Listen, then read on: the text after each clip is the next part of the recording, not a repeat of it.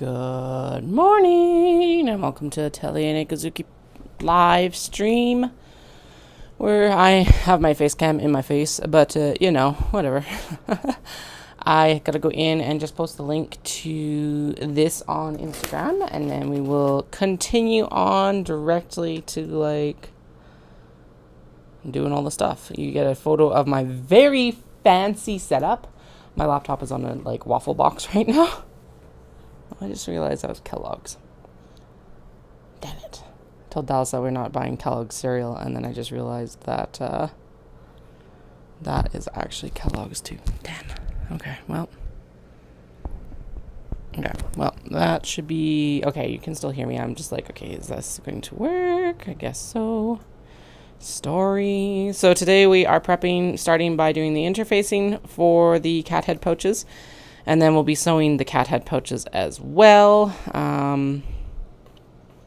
All the things, all the stuff, all the googly eyes, I don't know.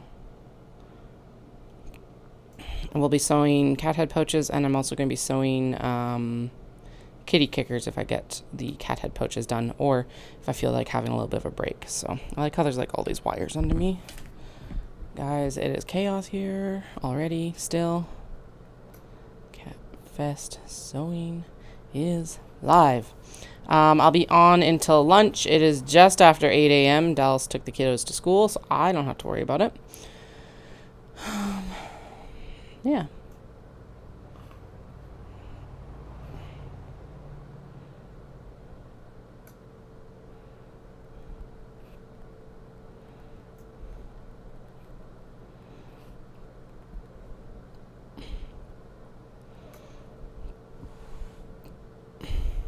Done. Okay, I'm just going to give Dallas a heads up because he's still out right now at a physio appointment.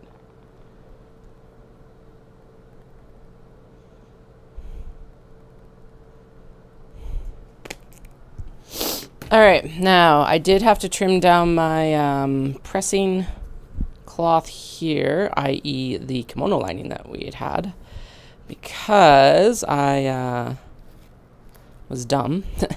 And used it for the heat and bond, which is that plastic one. And we do not want that on our normal interfaced products. So this is also very stiff. Okay.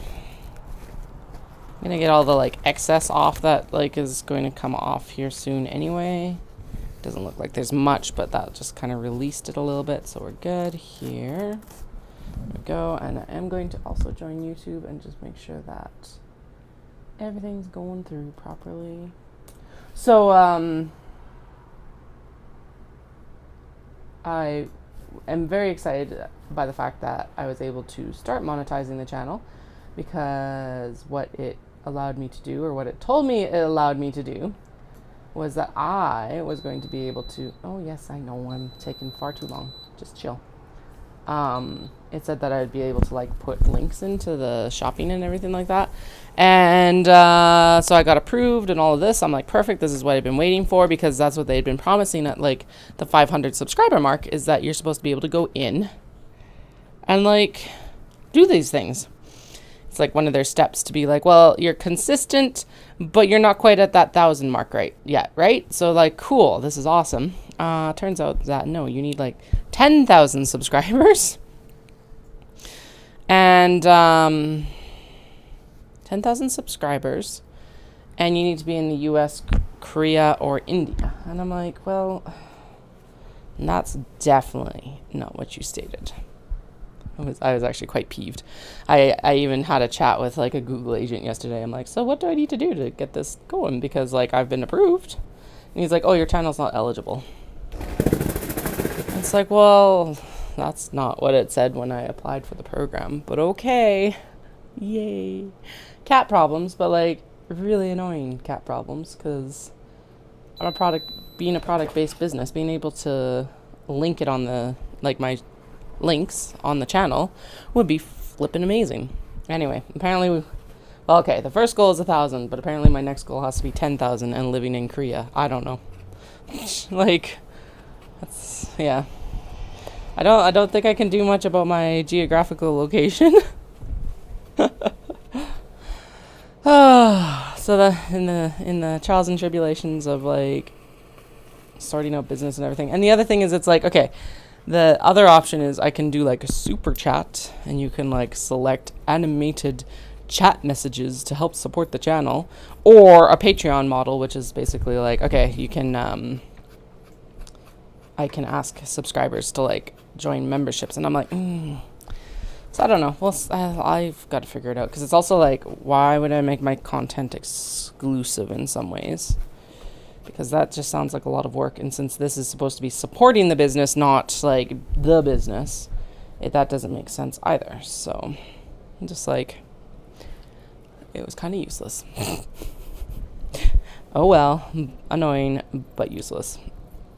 Anyway, we're on the road. I need 400 more subscribers for 1,000. When I can add watch ads, I will be adding watch ads. I am sorry, but that is the eventual goal. Not really sorry. But, yeah, we're on our way. Okay, so we're going to do 2 layers of these, because we know that that press as well. The first press was to make sure that they're flat, because these have been stored for a while. Most of these cat head pouches are being made from, like, not quite scraps, but not quite not scraps. So, you know, they're a little bit, like, not exactly pristine, so that's okay.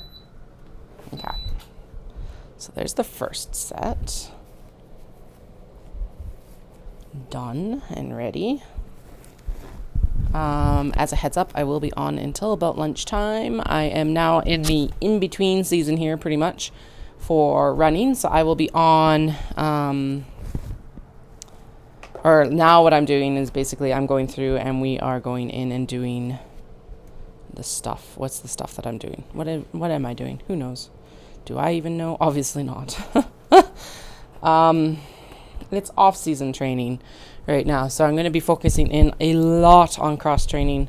I've shuffled the schedule around so that I can actually go swimming and stuff like that when the kids are at school, instead of always running when the kids are at school, because I want to have a little bit more full body, like, strengthening and all of that. I need to go in and actually do the weight training, strength training.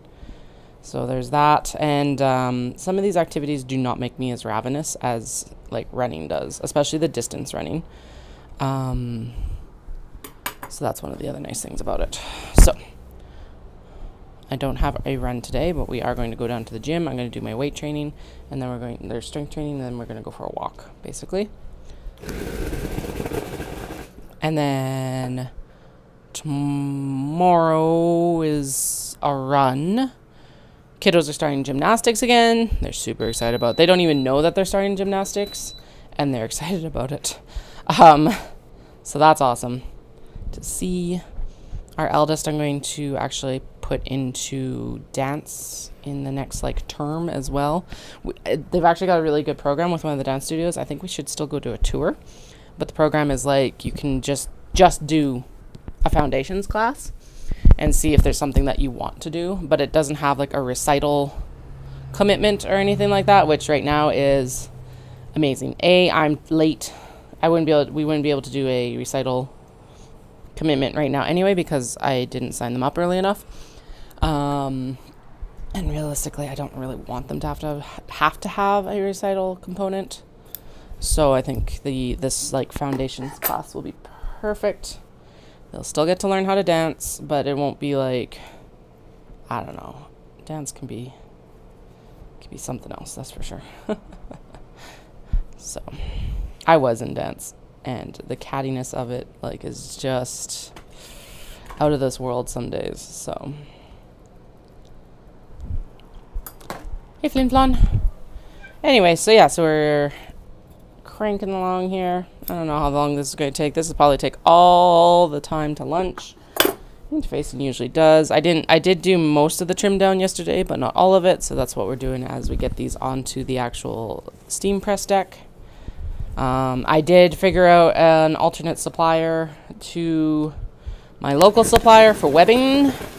And I have webbing on order now, because I was just like, I honestly can't wait to see if you're going to get it in this week or not. So the decision is I've got a backup supplier now. It's within a comparable amount for cost, which was one of the big ones. It is not a Chinese supplier. It's actually Wawak, who has Canadian and American websites, although it's shipping out of the New York. I use their like sister company, Cleaner Supply, for my thread and everything like that. So it should be fine. As long as I don't have to pay duties and taxes on it, I'm happy. Because that's why I wanted to go with a Canadian company. Anyway, so we've got that on its way, and it should be here on Tuesday. The lining and canvas is on its way as well, and it should be here on Monday was the estimated date for that. So that's good. And then, so what my decision on that was basically I will try to purchase it through my local supplier. Will be my like first choice if they have it available, and then my second choice will be to go to this shipping option. If I order enough, then I don't have to pay shipping, because again, absolutely 100% hate having to pay shipping. But it is very easy to get over the free shipping mark. It's like 2 rolls of webbing, and if you've been with me for a while, you know 2 rolls of webbing does not last us at all, pretty much. So I do have 2 rolls of black and a roll of that like off-white coming, because I want to get the next round of traveler slings going, and one of the big ones that'll be going into the traveler slings is the orange, like orangey red scarlet colored wedding kimono that I got gifted, and that cannot have black webbing because it'll make it look too much like Halloween to me. So we've got an off-white coming for that too. All right, now that did actually press. Cool, you guys are all thin enough that it doesn't matter. Excellent, I'll take it. So that's where we're at. We've got an alternate supplier, we've got it on the way, we've got lining, we've got pockets, we've got canvas coming. I'm kind of hoping it comes in on Monday so Dallas can help me carry it downstairs. It's not that I can't, but having someone here to like monitor my progress down the stairs while I carry fabric down is typically nice. It's like, if I fall and break my neck, please be home. And they already told me flat out, it's like, we have to ship the canvas in 2 rolls because the one roll of 50 meters is like too heavy. I'm like, all right, do what you need to do. So I think the shipping cost is comparable to what I used to pay for. I need to actually go in and analyze it and see. I do know that I'm saving money on. All right. So the whole saga is I used to have a supplier in Winnipeg, but Winnipeg can't supply the canvas and the weights that I need. So I was like, okay. And I got suggested this company in Quebec, which is awesome. There's another Canadian company. They've been very like consistent so far, which is awesome, because sometimes that can be an issue too. And so it's like, well, I'll start just shipping through, like purchasing fabric through one supplier instead of having to pay shipping costs with 2. But the shipping costs this time, I gotta go in and compare to like, because we ended up with like 65 meters of lining fabric, which is more than I typically order. I usually order about 45 meters. This is wide width as well. And then it's like, there's a few other factors that I need to actually look at. I need to go in and add it up and see if it compared or not. Now, I don't have an option of like the canvas. So part of it was just reducing or removing one of the shipping fees, which I definitely did. But I think the shipping was cheaper through the Winnipeg company. It was definitely nicer. It was through FedEx, which I know everyone complains about FedEx, but having done international shipping and shipping within Canada consistently, FedEx was one of the best companies to ship with. Whereas this new company out of Quebec ships through Canpar, and they're okay, but they're not as fast. Whereas FedEx, I guess I was FedEx ground, so it would be comparable.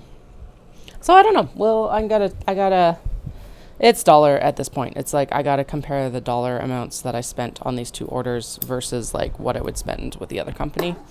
And again, because it's like I'm already ordering canvas through this Quebec company, is it actually worth it to do 2 orders between 2 different companies and paying 2 separate shipping fees? I don't think it is. I think it's still cost and more time effective. Is the other portion of this is mostly like, it's like you got to factor in the amount of, like, there's just me doing this. So the amount of time that it is to do orders from 2 different companies is that, like, that too, right? The other option thing is that there is definitely $1 savings per meter on pretty much any fabric that I would use. There's more options through the Quebec company that are cheaper. There we go. And like satisfactory. So on our pocket fabric, I did cheat a little bit. We've got some wide back coming, so that'll be cool for pockets. And then the lining, I've gone fully to an off-white lining instead of having white and beige, and that's going to be also a time-saving effort, so that I'm not out here like, okay, which one goes where? You can sometimes. So at least with the steam press that I'm using, it's a Singer something something something. It's secondhand, so I don't know the model number, and we're not flipping it over right now because it's hot. But yeah, so I find that typically with the interfacing that I use and the weight of fabric that I interface, I can do 2 layers. Sometimes 3, although you start to get kind of sketchy at that point of whether it will actually adhere or not. And yes, we have definitely gone through and had to re-adhere multiple layers of fabric on the live stream before. That's when you'll hear me mutter, grumble, like, don't do this to me. Why you do this to me? Okay, this one is 2. So we're working with a lot of like leftovers and previously unironed fabric. So that's why we're going in and just going to press some of these so that they're not getting wrinkled on the actual interfacing. Those are really hot, so I don't want them melting the interfacing yet. And good morning. Welcome to the live stream. If you have any questions, let me know. Right now we're working towards getting cat head pouches and kitty kicker, like catnip kitty kickers, finished for Calgary Cat Festival, which is this weekend, because there's nothing like getting it hot off the sewing machine for an event. Also because I'm just back from vacation and like the absolute like killer spree of finishing for Knit City Calgary, so you know. My shoulder is still paying for that, apparently.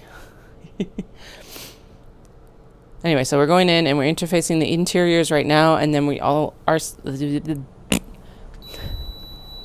tripping over my words, guys. Sorry. We'll also go in and we will be interfacing the cat heads as well, because the pattern calls for fusible fleece, which is a little bit puffy, but I do not like sewing with fusible fleece. I'm terrible. So basically follow the pattern, not what I do. It's a super cute little pattern, but I'm not doing fusible fleece. So we're doing 2 layers of interfacing just to give it a little bit more body. And because some of these linings are fairly thin, I'm using some of the stuff I got at like Walmart, which is fine. It's actually pretty good cotton most of the time, and it's very serviceable for linings. But some of it is very thin. Like we already did the thinnest one, which was the turquoisey teal. This one feels more like, not like medium weight quilt cotton, but definitely a heavier weight quilt cotton. But yeah, it needs to be interfaced.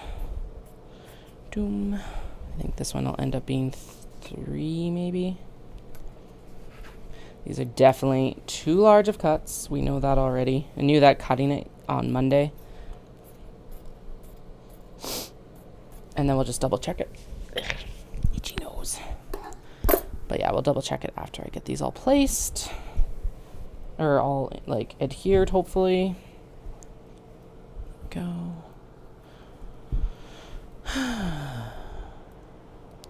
Doom, doom, doom, doom. Okay.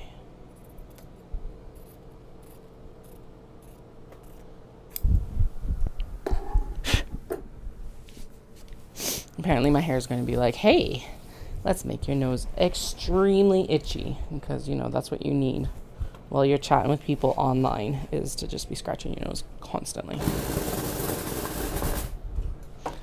Okay. And then I was smart, and we've got these pouches have zipper tabs, and so the zipper tabs are getting matched up with the fabric that I am pressing, so that hopefully I don't get them too like mixed in between like cutting and sewing. It's so hot. Poor fingers. Okay, I think we're actually almost to the end of the lining, which is awesome. Because once we're done the lining, we can go in and start sewing. Oh, this needs to be... shoot. Katie, why were you so lazy yesterday? Damn it.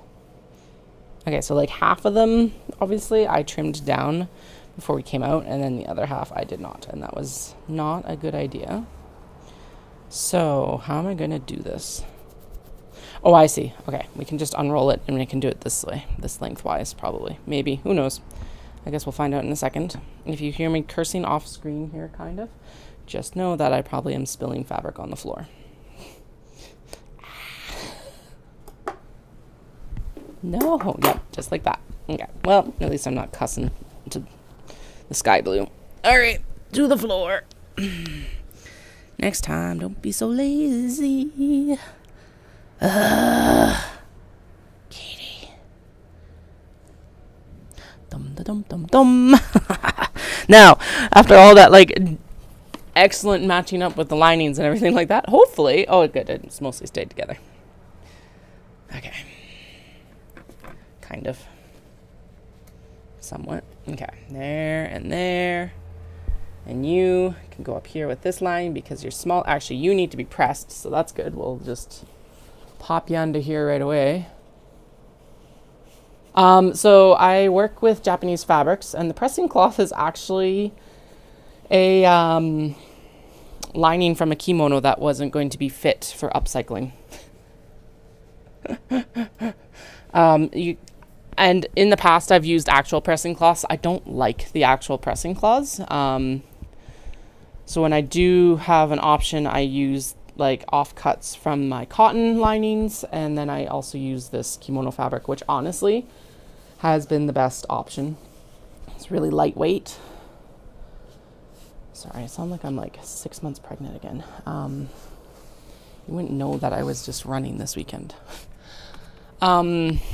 Yeah, it's really lightweight, and it also serves its purpose, basically. Am I missing a piece? Did a piece fall? Oh, yeah, it's like right here. Ugh. Brains. Yeah, so I did have to trim some of it off because I had just used it for heat and bond the other day, which was dumb. I should have used something different because the heat and bond's very plasticky. And so basically it created like a line of very plasticky interfacing that then would end up sticking on other fabrics. So that was one thing I'm like, okay, I shouldn't have done that. I should have figured out a different pressing cloth. Mostly because this was a lot of extra like fabric that would be really good. I wonder if it peels off. Apparently I should have had some more coffee, so I wasn't quite so distracted. Anyway, it might peel off, but that's going to be work that I don't want to do right now. Okay, so they both go over there. Right, we just pressed this so that we can get it onto the interfacing. Sorry if I seem scattered. I am scattered. And out of practice, because it's just like, this is like the second day that I've been back to sewing since Knit City. So we're just kind of going with the vibes, I guess. I don't know. I don't even know what's happening right now. So you're like, Katie, you're the maker. Yeah, I know. It's bad.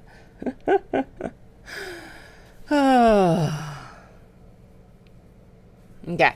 So we're going to cut this horizontally, and then I will cut it vertically, and then we will be happy and able to press these all together, and then we'll get into the cat heads actually.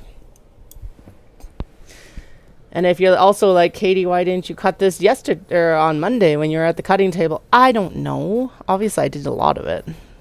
Am I cursing past Katie? Yes. It's like, Katie, why are you having to crawl around on the floor today? Okay. At the same time, though, I think I can do this. So this is good practice for like future cutting, is that to fit onto the press table like this. And there's the 2 layers that we'll be able to like press right there. Obviously, the back stuff is quite a bit larger.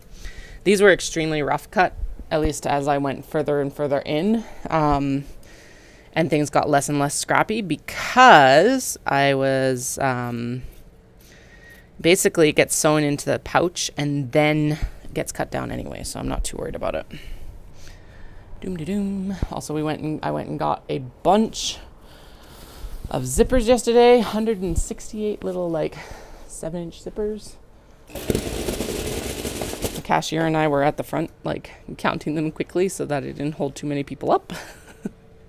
I was like, I'm sorry, I haven't counted them yet. So we did like, I should have grabbed 2 more just to make it 170, but I didn't have enough room in my hands to grab 2 more.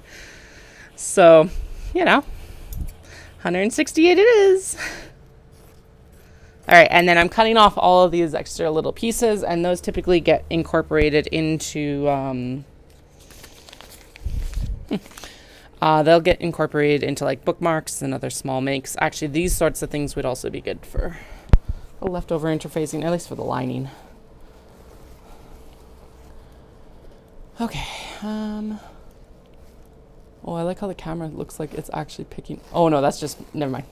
I was like, looks like the camera's picking up the steam or the heat lines from the iron. But no, it's the heat lines between me and the laptop. 100% back onto that creative chaos, folks. Okay, I'm actually going to trim this down, and then we'll put it as a 3rd layer as like a stagger in the middle of these polka dots here. Just because otherwise I'm going to have to press it separate anyways because it's too much. And this did not quite come out properly, so I'm actually going to use it kind of as a weight to help press out these couple of lines that are still a little bit like meh. All right. Also, this was kimono lining, but it's like super stiff from interfacing and stuff now because we've been using it. We've been using it all summer, pretty much. So, all right. There we go. And it's so stiff because like this is why we're using the pressing cloth, so you don't want all this interfacing getting stuck to the sole plate of the iron. If you're not a sewist and you're like, why do you have an extra piece of fabric between your fabrics? That's why. Okay, now the actual cat heads, which are also not prepped for pressing. Yay. Okay. So we were able to stagger them, which is super nice because it actually means that we were able to fit quite a few on here. But it looks like we'll be down to, I should just trim between each set of heads, basically. Also good to know. That's partly why I left them together yesterday or Monday, I think. I don't know what past Katie was thinking.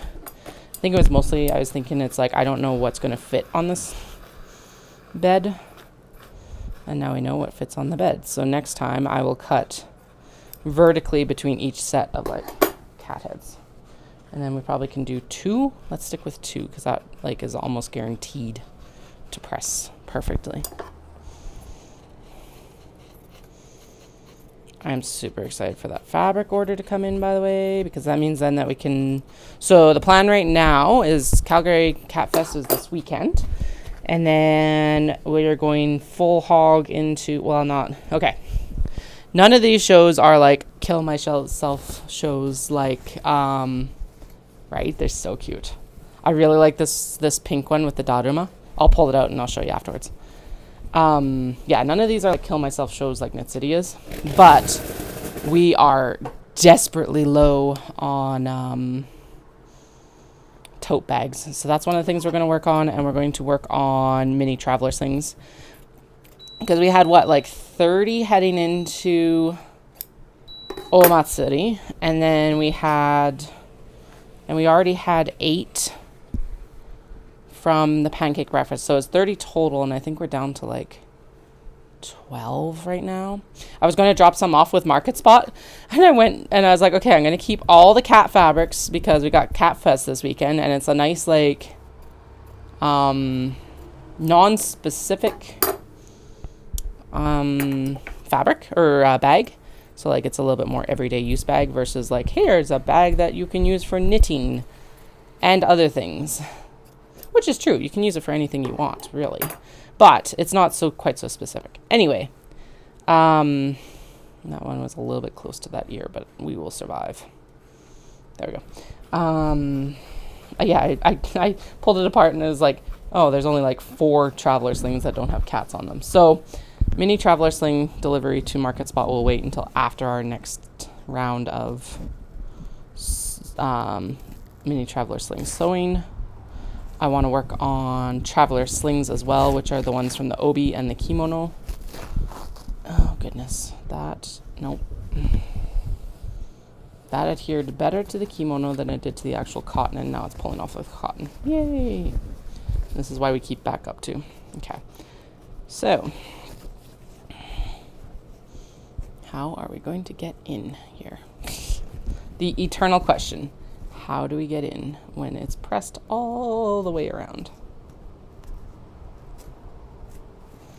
Okay, that is the best way in. So we're gonna just pull it off here as gently as we can.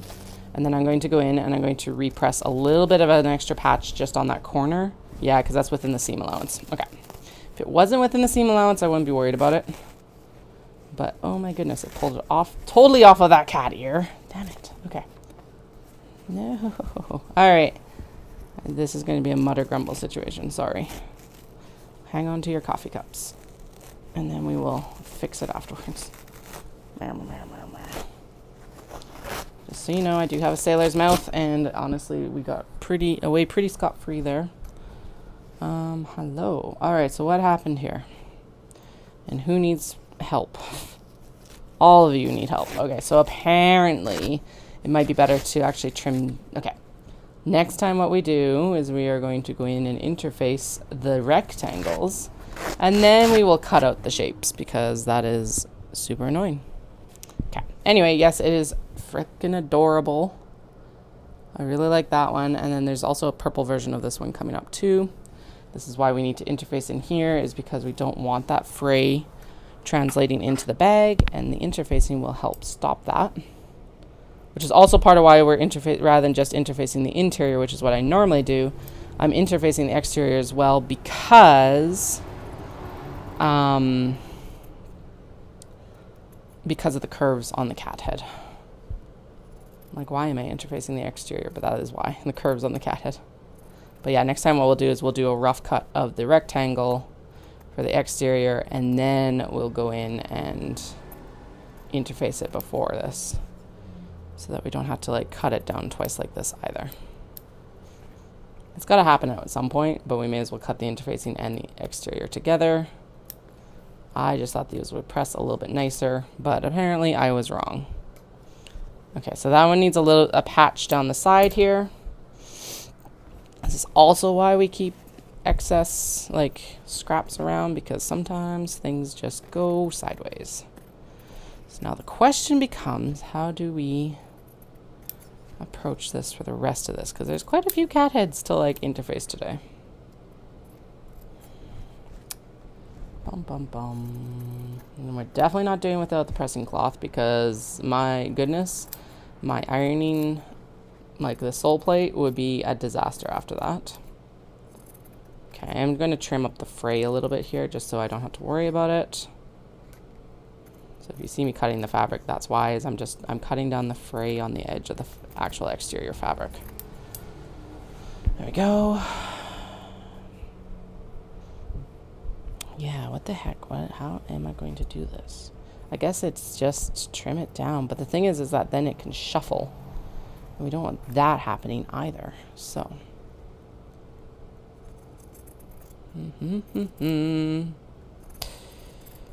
Dilemmas. Now, anything that is left over, I am currently working on getting small box bags posted from Knit City, and then any of this leftover stock will be hitting the shop sometime before Fibre Shindig. I'm not going to promise anything right now because I'm like, I don't know what my schedule is going to look like. I do not have a very busy Christmas season, although if you're in the Calgary area and you have any shows that you're like, you should do this, I would love to hear about it. It's just like, yeah, everyone's like, isn't Christmas your busy season? I'm like, not really. Honestly, Knit City is the show of the year. It's going to be nice to have Shindig in October because it'll be a nice little like extra boost that I don't normally get. And I think Caroline said that she wants to do one more pop-up this year with me. So, all right, I've got stuff to do there too. Because we're working on things together. All right, there we go. So let's see. So you need a little patch right there. You need a little patch. Okay, so they all kind of need a face patch. And then this one has a split in the ear. And right there. So what we're going to do then is we're going to just do a trim up here. Now there will be a little bit of an overlap in the interfacing. But honestly, it's better to be interfaced and overlapped than to have no interfacing at all. Okay, there we go. That's a good patch right there. Trim whatever is extra down afterwards. Does it need to be perfect? No, it just needs to be done. That's pretty much the motto here. Not always. Some of them I'm a lot more picky about, but a small like pouch like this, I'm like, no, it just needs to be done. It doesn't need to be perfect. Okay, and then that has interfacing. It just needs to be actually pressed down and not pulled up when I pull it apart. I bet you the issue is I didn't leave it to cool long enough. And that would actually help the future ones is if I let it actually cool. That one is fine. Okay, there we go. And then we need a little patch right on this one. Okay. Not a little patch. It's like the whole curve basically of the face. But that's okay. All right, there we go. Success. Let's get these placed and not overlapping with each other. There we go. Pressing cloth. And we'll get in here. Doom. Dahlia is like, yo! Dahlia is my little black cat. Okay, so I think what I'm going to do then is I'm going to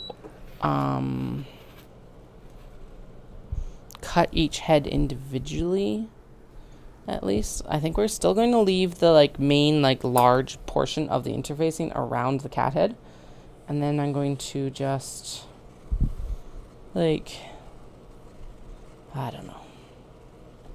Actually, yeah, let's just try it with one of these, and I'll reduce the amount of like interfacing that's kind of around the head as much as I can, and then we'll figure it out from there.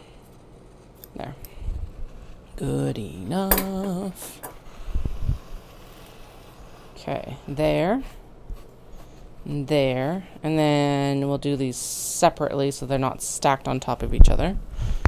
And then we'll try a couple different ways here. Okay. Yeah. Ow. Shoot.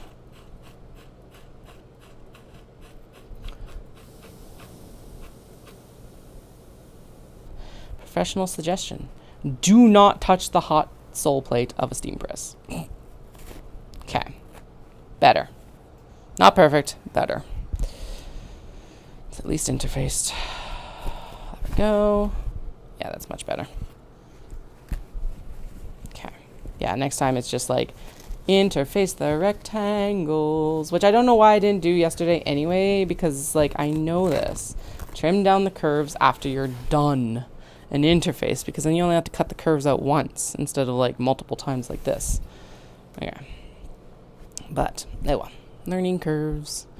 I have had this pattern for like 2 years and haven't taken the energy to really like figure out how to sew it. I sewed like a prototype of it.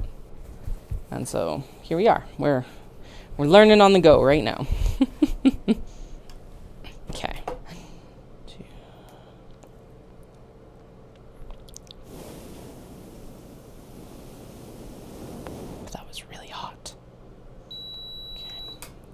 think it's going to be too bad. It's definitely, this is one of those situations where my body's definitely, ow, get out of here. Okay, that one went better. Okay, good.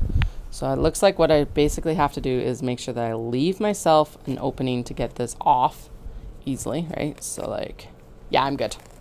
Trust me, I've done far worse.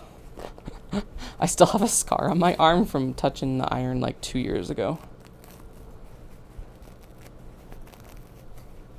I think this runs hotter too, so it definitely was a faster like, eek, than the iron was. All right, again, not perfect, but much better. Okay, happy with that. Yeah, I think we're good.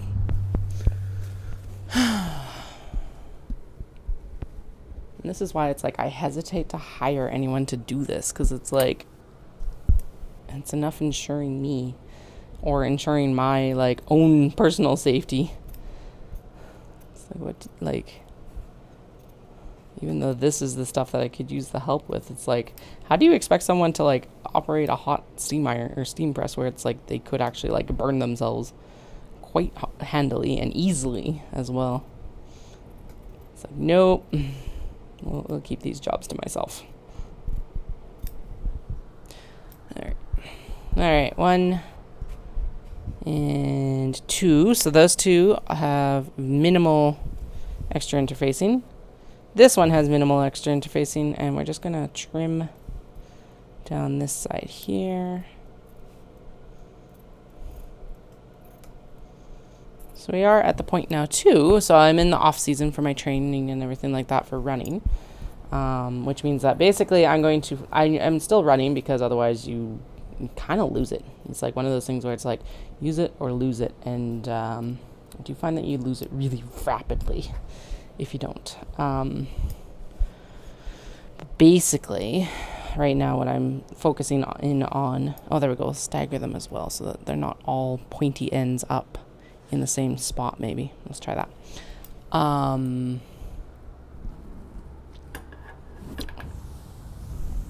Yeah, it's gonna be like spin and swimming and strength training and knit walks, which I'm super excited for, because I haven't done a lot of walking and knitting for like, well, basically 5 years, because I've had babies that have needed like a stroller and consistent supervision when we've been out for the past few years. So, but now they're in school, and I don't have run training on the days that they're at school, or at least not as much. And yeah, it's going to be good. I'm super excited. All right, let's see. I think that worked the best. Look at that. Ha ha ha. It's coming off. Okay, and then I think maybe this way. Yes. Come on, interfacing. Let go. Yeah. All right. So stagger the shapes so that they aren't getting stuck in the exact same spots, and make sure that they have like a pull point. Yay, look at that. We did it. Okay. Yeah, never mind. That finger is still angry. It'll be fine, but it is still angry. Apparently, I dropped some lining here. Yay. Okay, I thought that there was more lining. I was like, what? I'm done already? Okay, cool. Like, I was going to take it, but this makes more sense. All right. Plus, then I don't have to worry about the cat heads. So there's 2 here. I also am laughing about the fact that it's like I burnt my finger. Not while I'm like trimming up on the freaking bed of the steam press, but instead while I'm just like, I wasn't even like working with the steam press directly. It's always how it goes, right? So I have alerts on for flights to Japan right now, because I was planning or intending to go in November. And it's like right now it's like the dollar price of it keeps going up and down. Expedia does not know how to add things up.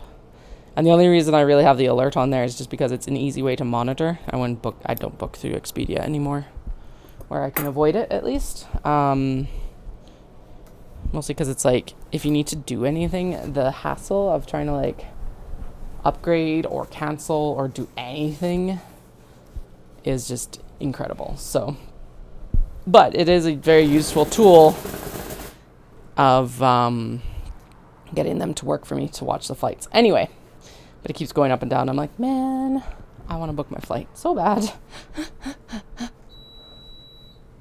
I don't need to, but I want to.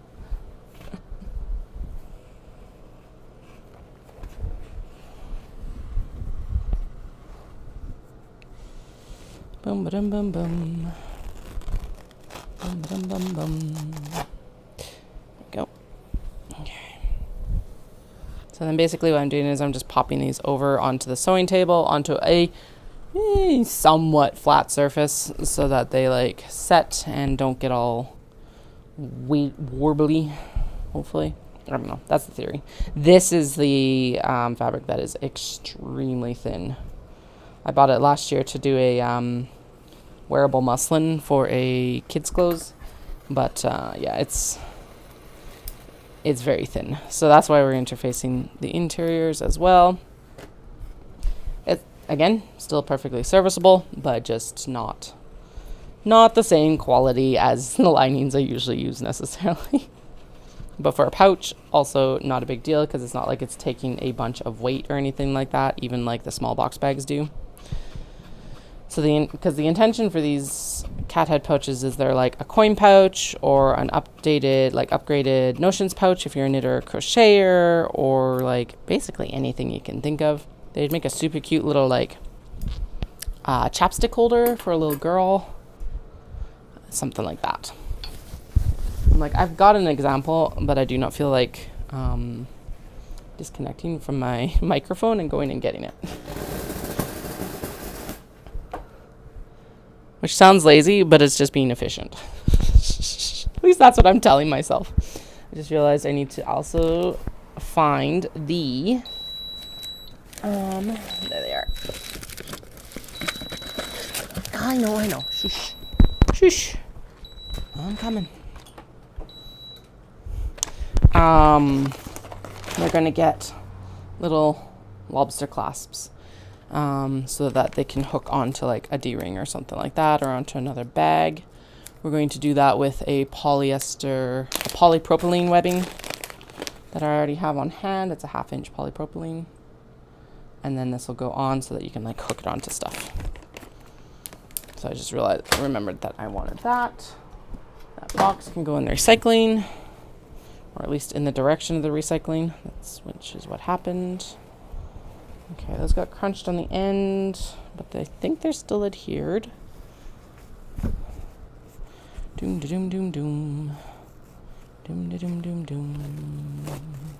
Yeah, all right. 1 interior, 2 interior, 3 interior, and that is way too large of a cut, so I'm not going to worry about that crunch up side. If it becomes a concern when I'm actually going to sew, we will worry about it then. Will I curse out past Katie for being lazy about it right now? Probably. That's okay. You know it. Okay, I think I should probably be doing this. My like middle finger is like smarting enough. It's like, you should be working off of the bed of the iron if you're going to be doing this. Lady. Ma'am.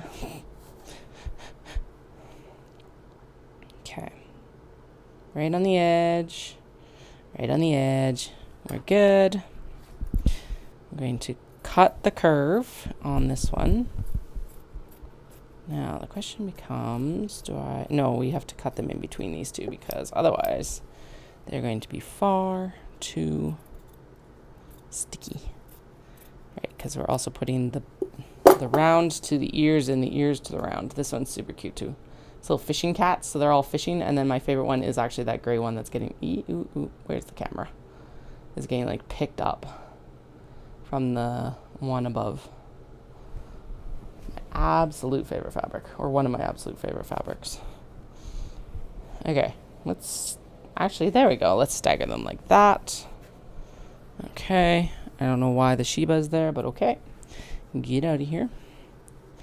Then we'll do the next set as well, and we'll press those, and then we will figure out the rest of them. Ooh, I did book, so I've been thinking about taking my eldest to, we've got Alberta Ballet in Calgary, of course. I live just outside the Calgary area, southern Alberta, Canada, and so my eldest has just hit the point of being old enough to go see the Nutcracker, and I'm like, yes, we're gonna go see the Nutcracker. And then it turned out that tickets for the matinee for Christmas Eve were basically the same price as any other matinee. So I'm like, all right, we're gonna go see the Nutcracker on Christmas Eve. I'm so excited. I think I was so my eldest is 4. I think I was about 5 when I went and saw the Nutcracker for the first time myself. So I think we'll be okay. They are so into dance right now. They would be the one that are going to go to the foundations class and see what they like, if they like anything. Anyway, I think it's going to be really good. Also, I just like the Nutcracker, and I think Alberta Ballet puts on one of the better productions of it as well. So now that is my my personal bias, because I have not seen any other Nutcrackers. Obviously there are probably better productions out there, but I think they are I think Alberta Ballet is pretty renowned for their Nutcracker. Anyway, yeah, I thought it was going to be really fun. We usually do an appetizer night with my in-laws on Christmas Eve, so it's matinee is at 1, which means I think we'll probably be out around I can't remember how long the Nutcracker is, probably 3 hours with the intermission.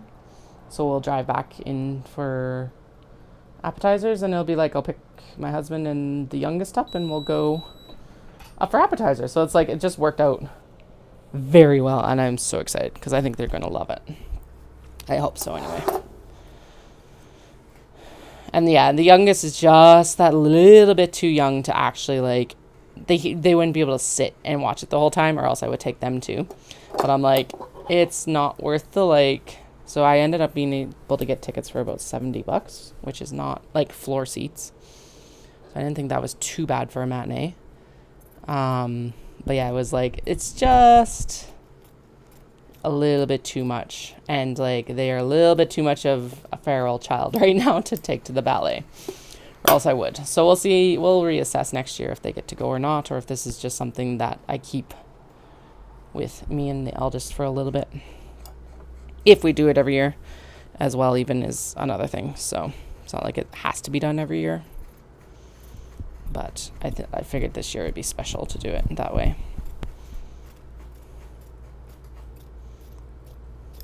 Yeah. It was really cool because the first time I went to the Nutcracker, I was actually with my grandparents, and I really, really enjoyed it. Do I remember much about the Nutcracker? No, but I do remember the experience of going to see it with them, because it wasn't very often that my mom was a helicopter parent. I have no contact with my mom. But it was one of the few times that she actually let them drive me anywhere as well, and it was just it's just so good. Didn't have my brother around. So I remember the vibes more than I actually remember the ballet, but I do remember enjoying it all over, because at that time Alberta Ballet was still performing at the Banff Centre for the Arts. I wonder, now that I think of it, I'm was it actually the Alberta Ballet, or was it a different company producing it? It doesn't matter, really. I think it was the Alberta Ballet. I got my ticket somewhere. I should go find it. I have they bought me the Nutcracker book, and it's got the ticket in there. And I think when I saw it last, it was Alberta Ballet. So this is 30 years ago, so excuse my misremembering if I did. Okay, that was a little bit rougher, but not bad. I'll just kind of work all of these off, because if I need to repress anything, now is the time to do it. The other portion of this is that if it is a little bit flappy and weird on the edges, it is going to still get sewn down as well. Again, this is mostly to try and stop the majority of fraying. It's not going to necessarily have to be perfect. Okay, I think we're good. That piece could use a little bit. Okay. Were there any others where I'm yeah, you could use a repress. Okay. That makes sense anyway, though, because this is a cotton linen blend as well. So it's Oh yeah, and that just completely got missed. Okay. I'm glad I checked. Okay, let's check the rest of these too since... Oh, yeah. Oh, damn it, Katie. Okay, so chill on the amount that I do next time, because apparently... All right. Lessons learned for next time. Rough cut the rectangles. And then... do the cat head cutting, because this is painful. And I bet it's not very fun to watch either. So I do apologize for that. But hopefully it's entertaining, or like at least my flailing a little bit is entertaining, because that is what I'm here for, is entertainment. We are not an educational channel. If you pick up tips and tricks, just know that typically I'm like, do as the pattern says, not as I do. Because obviously, there can be all sorts of issues. Oh well. I did get more Velcro or hook and loop tape yesterday, because we need that for the kitty kickers that I'm going to be making are going to be refillable. So they needed Velcro, and I do have Velcro, but I don't think enough for the quantities that I want to be making. And I figured it was better to just like have it on hand than running out this afternoon and being like, damn it, I saw that at Fabricland yesterday. I should have picked it up. Because you just know that's how it would have gone. Okay. Doop, doop, doop, doop, doo. Doop, doop, doop, doop, doo. Okay, I think you need patches on both sides. No, just this side.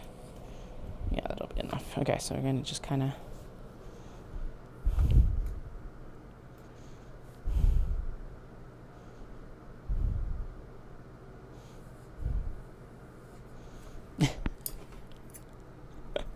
Dallas just got home and he's like, are you ironing? And I'm like, yes. And he's like, it smells like burning slightly.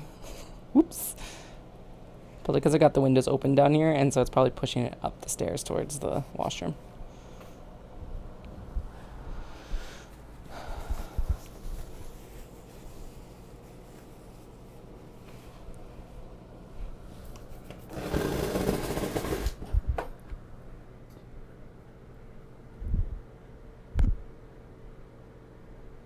Sweet. Yeah, I'm glad to hear it. So this is actually secondhand off of Facebook Marketplace as a heads up.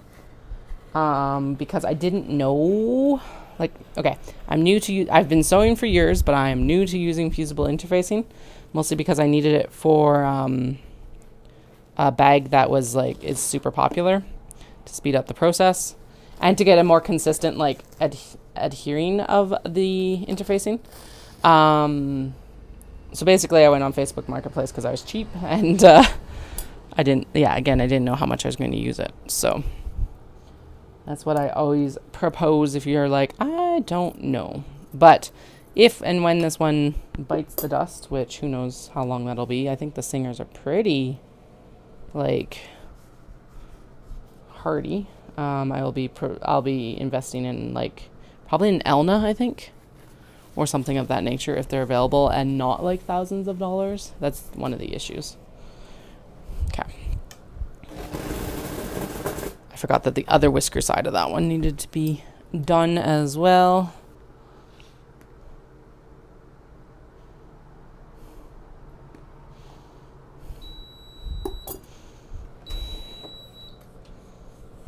All right. Now we are going to trim down these other ones significantly more, because apparently even what I just did was not enough.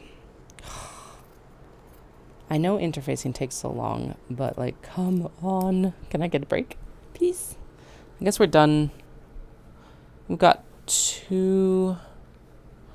1, 2, 3. Oh, shoot. We still have, like, 4 more bundles. All right. Well, this will definitely be carrying me through to lunchtime and gym time as well. So, oh, well, at least we know what we're buckled in for the morning. Okay.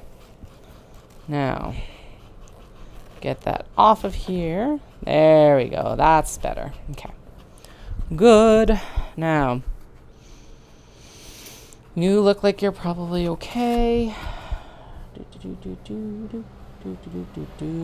But yeah, definitely the steam press is revolutionary in the actual work order that I do, in the fact that you do have to play around a little bit and figure out how, some of these I don't have to press for the full 10 seconds, but that is what the beep is when it thinks it's done pressing. With the linings, typically, at least for the small box bags and stuff, when I am doing a longer length and it has to be folded through the machine, with those ones I typically end up only pressing. Oh shoot, I actually cut off the ear there. Not the fabric ear, but the interfacing ear. Oh, I'm fully on YouTube right now, so there's a slight delay between the two. So I'll just put a patch up there. Yeah, so when I'm doing the fold through amounts that I need to do for small box bags and large box bags and tote bags and all of that, I find that I only need to do 5 seconds versus the full 10. Whereas apparently today, at least with this interfacing as well, that's the other thing, is this is all based on which interfacing you're using.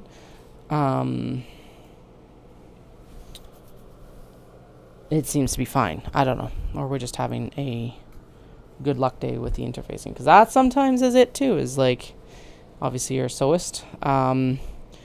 Sometimes things are just feistier some days than other days. At least that's what it definitely feels like. All right. Pressing cloth.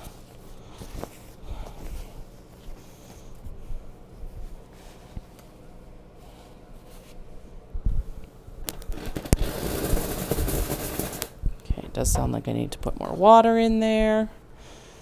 I'm going to trim down the next sassy cat, little black cat pouch while that's cooking. And we'll let it cool for a second while I trim down the next two that I want to press here. Doom, doom, doom, doom, doom. Zoom. Little zoom, not big zoom. Okay. I'm going to try and leave 3 kind of access points, which are going to be the sides and the bottom. So I just got back from vacation, and of the most random things I've ever had happen, outside of going to knitting events, I ran into one of the knitting podcasters, I Rock Knits. And I'm because she came into the button shop when I was there. So yeah, and the guy complimented her on her sweater, and she's like, yeah, I'm a knit designer out of Minnesota. And I'm like, hey, do you have a card? When she kind of wandered over to my side of the store. I didn't go gang up on her at the front or anything like that. And she gave me her card. I'm like, oh yeah, I know who you are. I've known about you for years. I'm pretty sure we met at Rhinebeck a decade ago. Oh my god, that was a decade ago. Or damn close. No, it was. Gross. Well, not gross. Insane. But anyway, yeah, it's just the most random thing I've run into recently. It really does take forever to interface with the iron. And that's where I was okay, if I am actually going in and I want to do these bags, so they're the Kato project bags, with the drawstring and everything like that, I'm I got to figure out a better system. And so I had been told about a steam press from another maker a couple of years ago, actually in 2023. Yeah, it's when I went to Knit City with Tara. And so I was I had my eye on a steam press for a little bit, and then it finally came up on Facebook Marketplace. Because yes, adhering interfacing with an iron is ugh, I hated it. It's partly why I never I've just started really working with Fusible, is because it's just such an arduous process when you've already cut your interior and your exterior, and then you also have to cut your interfacing. And at least if it's sewing, it's sewing. That's that. You just get to go to the sewing machine. But if it's interfacing, you got to cut it and then adhere it. And I'm just like, ah. Anyway, however, there are very few ways to do the Kato drawstring without it being adhered. Actually, I don't think I would be able to do it without adhering the interfacing. So as much as I hated it, I'm like, okay, we got to figure out a better system for this. So yeah, the steam presses. Even when there's like issues with the interfacing pulling and stuff like that, like you've seen already, it's definitely the more efficient way to do it. And like more consistent results as well. So, or at least that's what I find. I highly am. I'm very much on the steam press bandwagon now. So tedious. And also with the production sewing, it's like, yeah, it's even worse. It's like, you want to interface 50 bags today? Middle fingers. Oh, shit. I forgot the press cloth. Ah!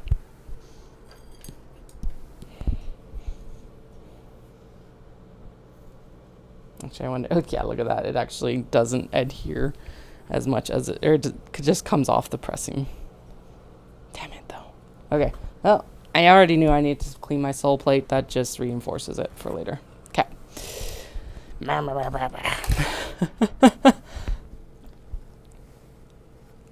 Cleanest press today, though. Damn it.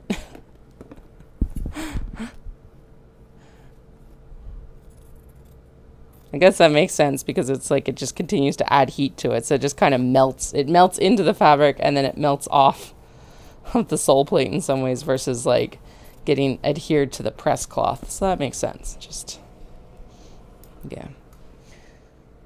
Yeah, we'll definitely need to clean that. Oh well. Later. We can deal with it for now. It'll probably be dealt with until like December. Right, I need to email some folks and find out what we're doing, if we're doing wholesale or not. And if we are, how we're going about it. Because I was just chatting on Monday that what I did this year was I basically went in and I selected all the fabrics that I thought I could feasibly use for the year, basically. Because April was 3 shows all in a row, pretty much. And since I've got a fairly set rotation of bags, at least for project bags, and most of the shows were Fibre shows, it's like, okay, we'll cut these and then like we're just going to sit down and we're going to sew. Now I'm still paying for that a little bit because we're still working on a lot of those bags. And what we were kind of discussing the other day that probably what I should do is do about half of what I did, just so I have like a greater variety. Because like right now I am 100% almost out of tote bags. I think I have 2, which basically is no stock. So I think maybe next year I'll do like 50 and then we can do a second cutting because Knit City isn't for until the end of August next year in Vancouver.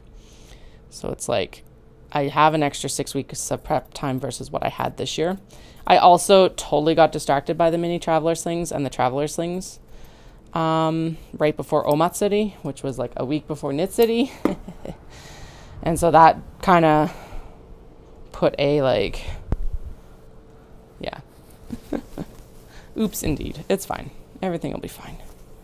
So yeah, so I think what we'll do is we're still going to go in and do a whole like, I really liked just cutting everything at once and then just being like, okay, we're going to sit down and we're just going to, this is just what we're working with. That's it. We're not like, not trying to make more decisions during analysis paralysis of like, ooh, what should I make next? That sort of shit. Because that's what would happen otherwise. So I think that worked good that way. But I do think we'll implement less fabrics. So like instead of 109, choose 50. Why I say I need to talk to wholesalers because I've been chatting with someone for quite a while and they finally said that they would be interested, but they need like 10 bags. And with the quantities that I work with, that taxes my fabric stash significantly. So I'm just like, okay, I got to actually talk to them and confirm that this is something that they want to do and to move ahead with. Part of why I haven't is I need to actually go in and double check my fabric stash and what would qualify for 10 bags. I think most of the 2-meter amounts would actually end up being able to make 10 small box bags. So partly it's I have to figure out what the style they want and how many fabrics they want. Because if they want 5 fabrics, so 50 bags, that's a lot more approachable than we want 10 bags from 10 fabrics, which makes it a lot less it's fine. That would be amazing. But that changes what I can cut for retail stock, basically. So it also means that I got to make sure that I capture that wholesale order if I can before I go and buy more fabric in Japan again, which the plan currently is 26. Although it's easy enough to do a solo trip if I really need to do a restock between now and then. Although I don't have much time to process it unless I go very rapidly. So I guess that'll be my task on Monday, is getting hold of this retailer and be like, all right, are we doing this? And what do you want to do? It's a juggling game, that's for sure. And it's fine. Again, so if you're not familiar, if you haven't watched the podcast before, I refer to stuff like that, where it's like, it has no impact on anyone outside of myself, and even me, it's not that big a deal. I call it a cat problem. So Jory John has an illustrated children's book called Cat Problems. And so when I'm doing this like spiral and speculating, as someone refers to it as, and like kind of like moaning, whinging, I call it a cat problem, because the cat's sitting in front of the food dish in one of the illustrations and is like, dry food, I wanted wet food, not dry food, wet food. And so that's a cat problem. No impact outside of myself, and really even for myself. It's just whinging. It's kind of like me complaining about flight prices, because you will hear that, especially as we start to actually seriously plan our family trip in 26. It's going to be even more prevalent. So, because the kids haven't been yet. Because the plan originally was, we had our first in like May of 2020. So the plan was, it was like, okay, so we will have the baby. We'll allow ourselves some like healing time. And then we'll go to Japan in November of 2020. Joke's on me. Now, yeah. I was definitely, so because I go to buy all the fabrics in Japan, and I'm sorry, if you've listened to me for a while, you know all of this, but yeah, whatever. I got to figure out some sort of stories to tell. But I had accidentally overstocked myself on fabric. Because I had done multiple trips and was not using the fabric as rapidly as I was thinking I was. Anyway, it worked out in my favor because I accidentally pandemic-proofed myself with Japan closing for so long. And basically it was like I was standing at Knit City in 2022 being like, please reopen. Please, please, please, please, please, please, please, please, please. You better reopen. Because I probably had a half show push left, and it was a lot of the like less popular fabrics left and everything like that. So it's just like, oh. Anyway, they reopened, obviously, in 22.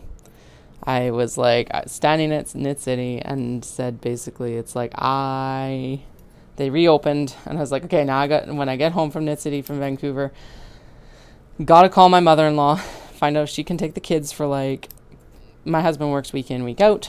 And so it's like, okay, can you take the kids the day that like he's coming in?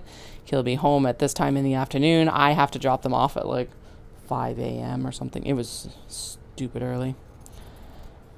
She was down for that at least, which was good because holy feet on the ground. It was a 4.5 day trip. It was an insanely intense trip.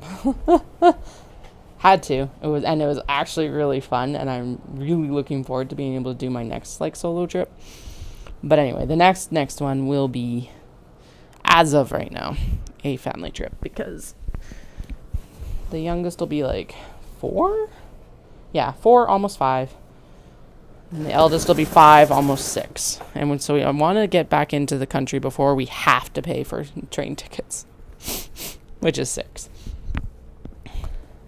Although their pricing for like kids train tickets is actually not like, it's not insane. It's half of adult prices, which is pretty good. So it's nice too.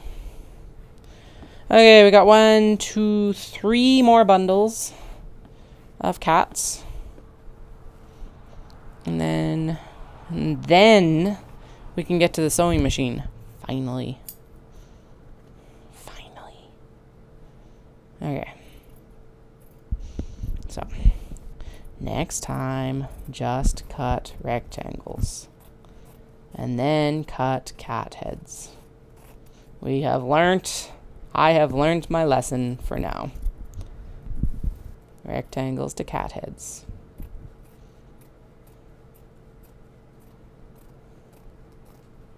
Or just suck it up, get the sole plate all sticky, and then clean it. That might actually be the better option, to be fair. Yeah, I know that was an intense trip. It was so good though. And then I did get an opportunity to go back in May of 23 because me and a friend had been talking about going for like 5 years, and I'm like, okay, well this proves that like it's kind of now or never. She's not getting younger. Her health is not improving. I say that with a laugh. It's mostly a morbid laugh of like, oh crap. But yeah, it was just time to do it. So I got 2 trips back to back. And so that's why I'm stocked up well for at least the next little bit. Well, at least until 26. Part of why 26 will be a 2-trip year again, which kind of sucks, but it's, I work with a woman in Kyoto who does clay charms and stuff like that. They're so adorable. But she is so busy that I was going to put an order in with her for 25. I was like, hey, can I come in because I was like, okay, I can come in November this year because she's at a market that's on the 21st. She's like, no, I'm too busy for that. I'm like, okay, can I come in June 25? And she's like, yep. And that was all good and well and good. And then I took a month to decide, and she's like, so between the time that we discussed this and the time I got the order in, she's not able to fulfill anything until like spring of 26. And I'm like, whoa, awesome. I love it. I love it for her. I hate it for me. But like so good that she's so busy, because that does mean that her business hopefully will be able to stick around longer. Anyway, so we're going to do, she's not able to fulfill anything until like June of 26. So I'm like, okay. I said that I was going to be there in June. But Kyoto Marathon is in February, and that's when we had originally been planning to go. Is I want to run Kyoto Marathon, and Dallas wants to run Osaka and Tokyo if he can get, or Tokyo if he can get into it, Osaka if he can't, sort of thing. Both if he gets accepted to both, essentially.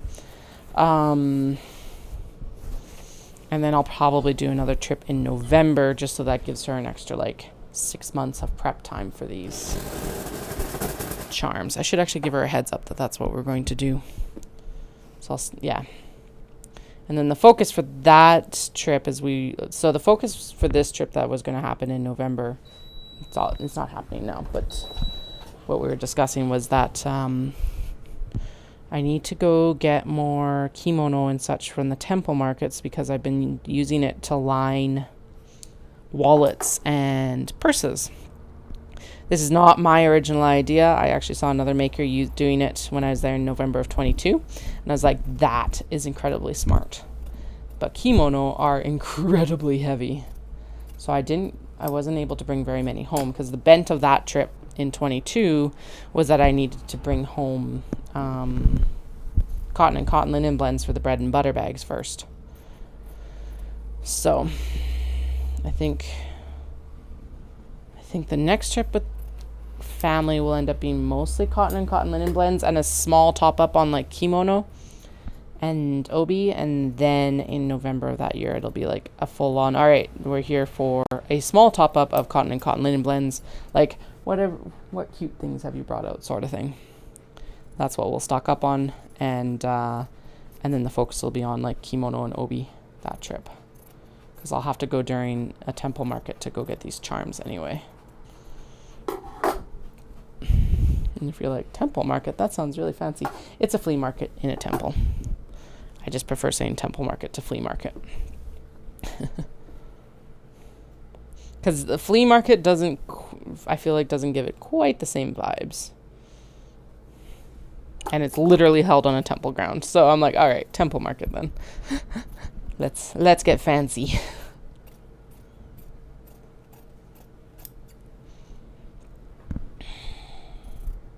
It is really cool though, because it sounds like, at least if it works out that we're there over Lunar New Year.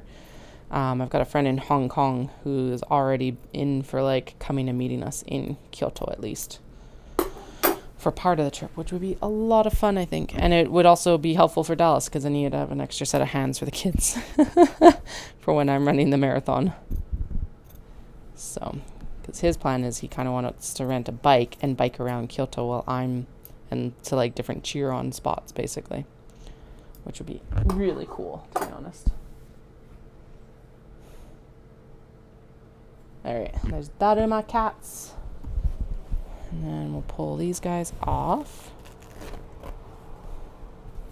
But yeah, I'm excited to take the kids. They're super excited to go because I keep showing them like videos of like the bullet train and everything like that. And my eldest, after the last time I showed them these videos, was like, I want to drink my milk on the really fast train. And I'm like, dude, that is now my new goal in life too.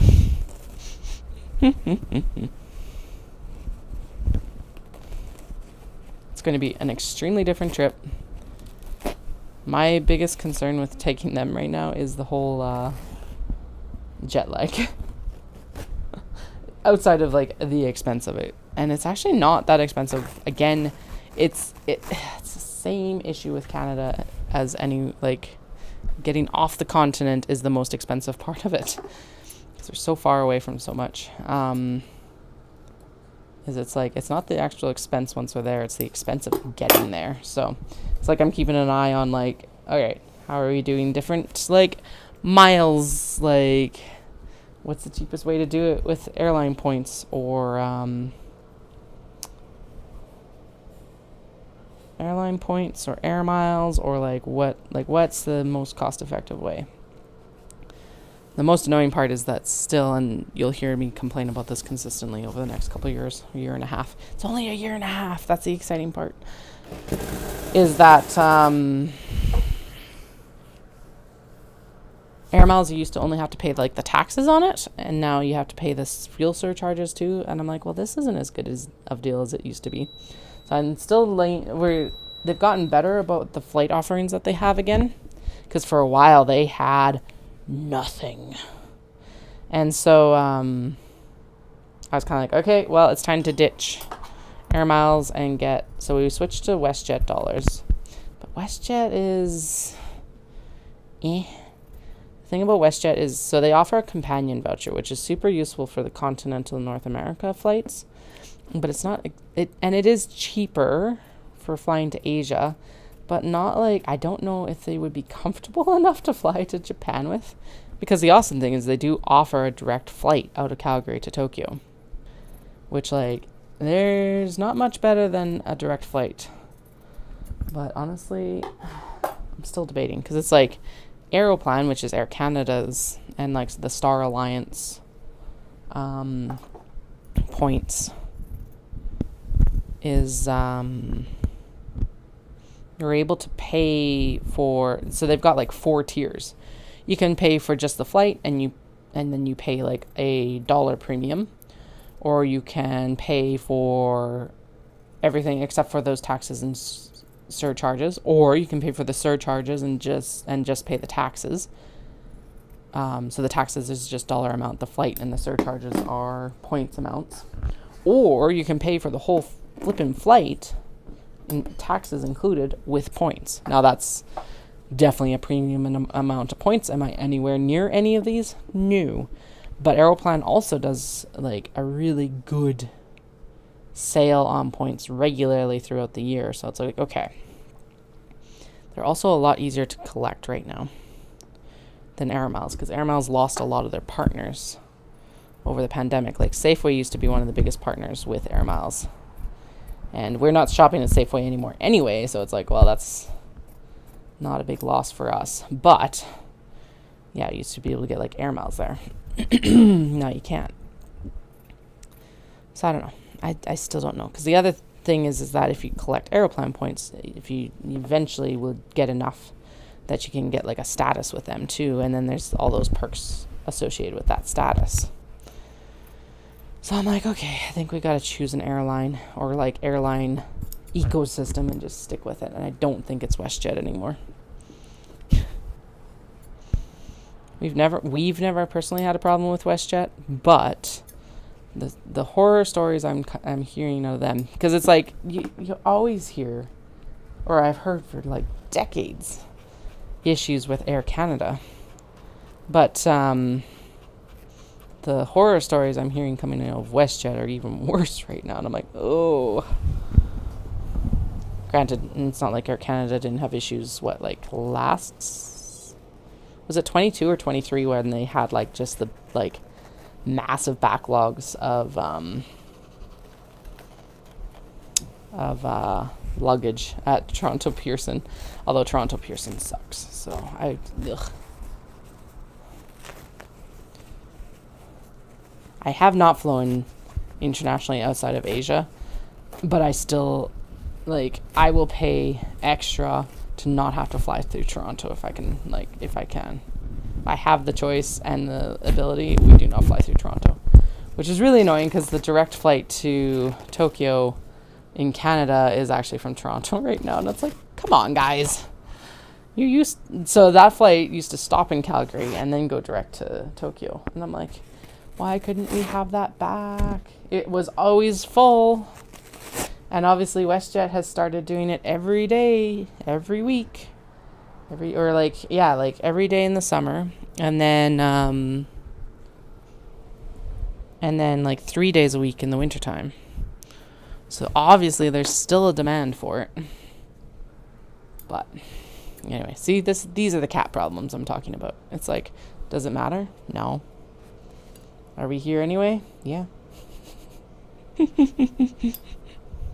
Doesn't matter, but we're still gonna bitch about it. Complain about it. Ugh. I said that, and then I was like, nope. I'm trying not to use gender-specific derogatory slurs. Swears.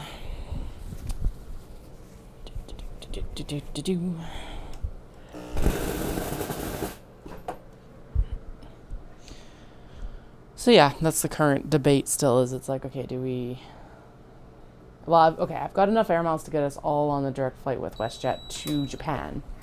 And then I think our current decision is, it's like, okay, and then I'm leaning towards doing a blowout on my solo trip of just like booking myself business or premium or whatever. Like the highest class I can book myself with my remaining air miles, which if I book all 4 of us will probably still be economy. So I think that's the other thing, is it's like the point difference for air miles is like restrictive for like changing classes. So whereas Aeroplan, it seems like it's a lot more approachable. Are those adhered? Those are not adhered. Okay. Yeah, so we'll see. And then with my solo trip, I'll probably do the same thing of like leave the kids with my in-laws and then fly out when my husband comes in, and then he can pick them up. Or just see if they can get an extra day at like preschool or whatever it ends up being. Actually, I just realized. Yeah, okay, never mind.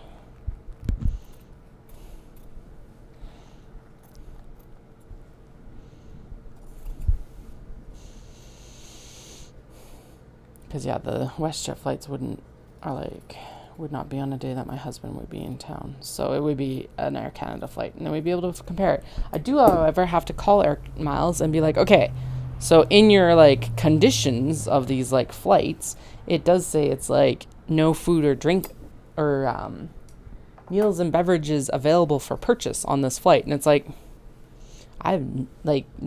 is this just like a standardized thing that you say because of domestic flights? Because that makes sense. But like international flights, whenever I've booked with Air Miles, they've always fed and watered me. Like whatever you get included with a cash fare, I've had included with the points fare. But I'm like, I don't remember ever seeing that caveat of that. So I'm like, that would also actually sway if we booked Air Miles or if we booked Air Canada or WestJet. It's like, if we had to pay for food and drink on board, we would not be flying WestJet, at least through Air Miles. So I'm just like, okay, some extra research is required. I don't think they can tell once you're in your seat if you booked with they can definitely tell on your boarding pass, I think. But I don't think once you're in your seat, they can actually tell what you booked with. I don't know, unless they've changed their systems. But that seems like such a cheap thing to do, to cut off, because it's like, so you have to load 1 to 4 more meals. Anyway, that's one of the things I just have to clarify before we go whole hog in on booking with Air Miles 2 next time. It's annoying. At the same time, I'm also like, okay, realistically, flight costs have gone up, but compared to what I paid for my exchange ticket, it's nowhere near as bad as I'm making it out to be. So, or at least as I'm making it out to be in my head, I guess, maybe. Is it less comfortable? Yes, I would argue that, because when I flew into for my exchange originally, which, by the way, I started over 15 years ago now. What? When did that happen? How am I not still, just turned 20? Ugh. It was a 747. So, I don't know. I am 100% on board with making our flights more, fuel efficient and economical and environmentally friendly, but I don't think we can beat the 747 for long distance comfort. Although that was an insane plane, because I'm pretty sure it's a 454 configuration. They packed as many of us on there as they could. It was a JAL flight. And then when we went to land in Tokyo, there's a typhoon, and so it was that plane had to go up 3 times. Yeah, they had to abort landing twice, and then we landed on the 3rd time. And the pilot's all right, if we don't land on this attempt, we're gonna have to go to a different airport. And then all of our flights were canceled out of Tokyo, which sucked because I didn't know how to get around frickin' Japan. And of course I was dumb and I hadn't printed out my address or anything. But someone was looking after me. I don't know who. Because I had run into a guy in Vancouver who was just wrapping up on his exchange to Vancouver. And he helped me and 4 other Kensai Gaidai students get down to Osaka, because that's where he was going. And so his flight had also been canceled. So he got us all on the bullet train. And these other Kansai Gaidai students had the address and everything that so that I could piggyback off of that. And it was a disaster. And I was nauseous because, of course, it's you've got that 24 hours or so of travel under your belt. Completely different time zone, completely different language barrier. You've just tried to land 3 times in a 747. Yeah. It was not exactly the most illustrious entry into Japan. It's gone much smoother since, but I hate landings now. It's my least favorite time of the whole thing. It's all right, just get these wheels on the ground, please. Thank you. Okay. So what I've been doing instead of actually coming back and forth to the steam press is I'm just prepping the rest of the fabric, and then we will go in and steam press it, because I always wobble on what is the most efficient way of doing this, and it felt like this round actually just doing all the heads at once is probably better. So here we are. That's what I'm doing. If you're like, Katie, why hasn't there been steam pressing? That's why. Because I've been grumbling about Japan and flights, and cutting cat heads.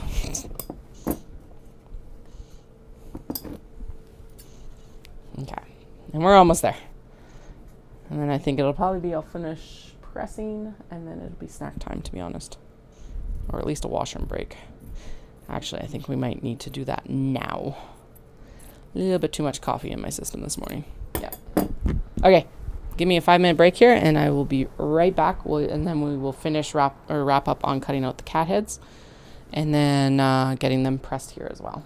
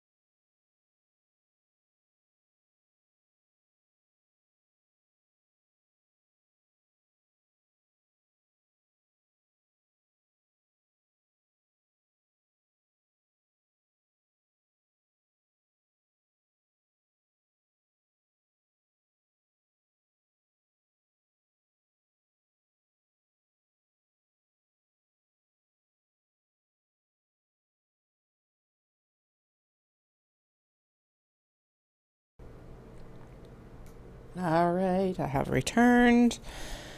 We're just trying to lay out these cat heads because apparently I did cut it a little bit close in the area of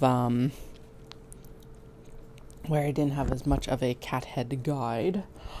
That's fine. We'll figure it out. I think we're actually mostly good. A couple of these might need to have a little bit of like a patch done on the sides, and that's fine. So here we are. Let's get this done. And trimmed. Snagged a snack because, oh my goodness, I was hungry.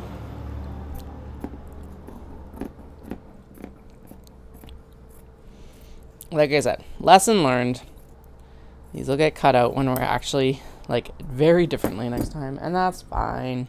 Learning curves. There's always a learning curve with every new product, especially the difference between like putting or doing the prototype of a product to make sure that it's like sellable or within my skill set versus like putting a product into production. They're two very different beasts. So now we know. And that also can be a learning curve. Like, it's a learning curve right now with this quantity, but there can be a second learning curve when it's like even a higher quantity potentially as well. So we're never going to hold our breath that I know perfectly how to do these, but I'll definitely have an improved system by the next time that these need to get made, if they're popular. Who knows? Sometimes I'm all gung-ho and I'm like, yes, this is like best thing since sliced bread, and then it's like crickets at shows and stuff like that. So you never know. I've definitely seen other vendors with these because the pattern has been out for quite a while, so it's not like it's like a super original thing. Again, mostly what I'm on is that the Japanese fabrics are unique. No, you're just going to need to have a patch done on the side. That's fine. But so I'm going to assume that they're fairly popular.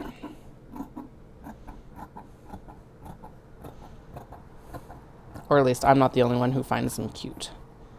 So I guess I should have actually could have grabbed the one that I completed a couple of years ago. But here we are. I didn't do that.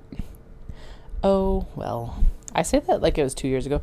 I actually think it might have been 3 years ago now that I really think about it. But we're going to ignore that. What is time anyway? Again, how am I 15 years out from my exchange? When did that happen? How did that happen? So, insanity.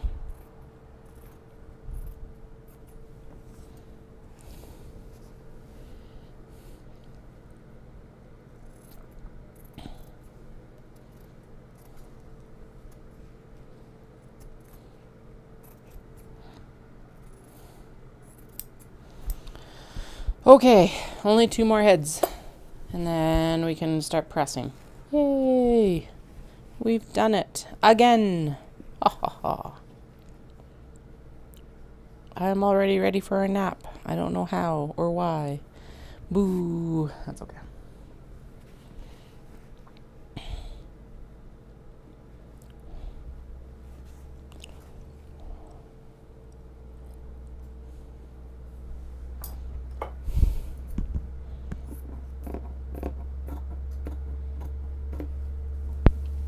Maybe I should have made a coffee while I was upstairs as well. Oh well. That'll be a lunchtime endeavor.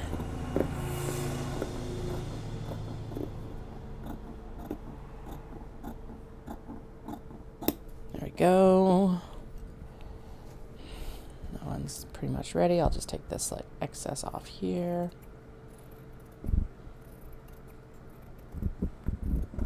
Like that. Oh, right. I gotta go in and... So my passport's coming up is going to expire this year. But I'm going to go through a name change to make Katie the official name for everything.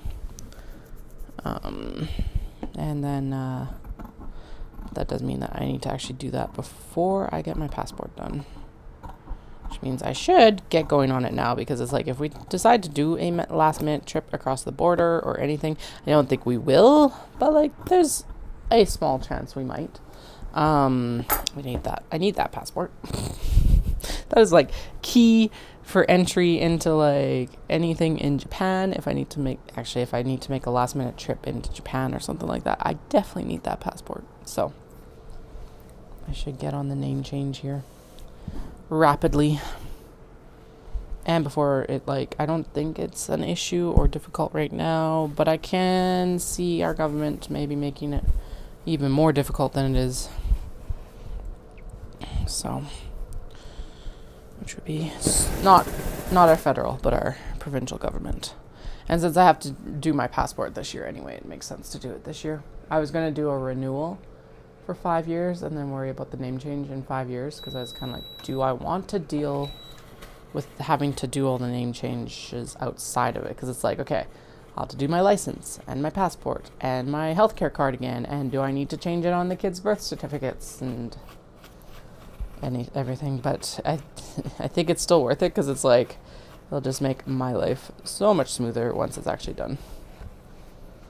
And I think I'm building it up to be harder than it actually is. I think the worst thing is that I got to go get a criminal record check, which will come back clean, so it's not a big deal. But it's just the fact that I got to go do it.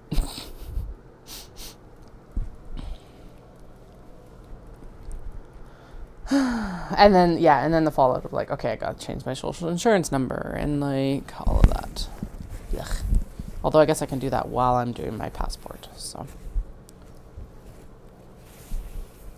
then I'm still debating if I only get a 5-year passport, because the kids and Dallas's all have to be renewed or redone in 2027.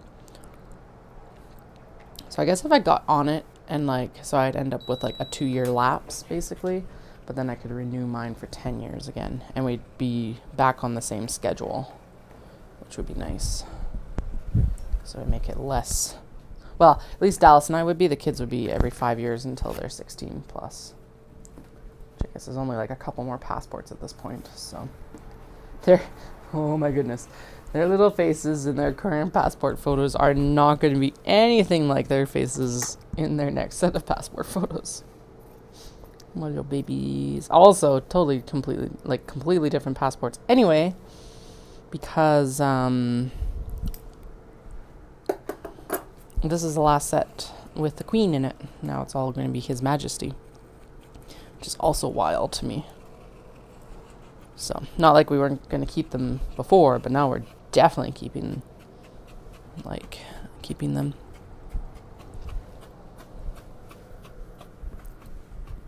Pop, pop, pop, pop, pop, pop, pop, pop, pop. The upper's like.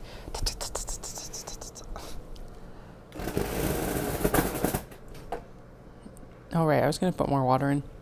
And we're surviving. It's fine. There's a massive pile of scraps here that's just going to get booted to the ground after this. Tidy. Never knew her. To the floor with ye. I did tidy up the sewing studio, and I did tackle some of the boxes in my storage room, so I'm very happy with the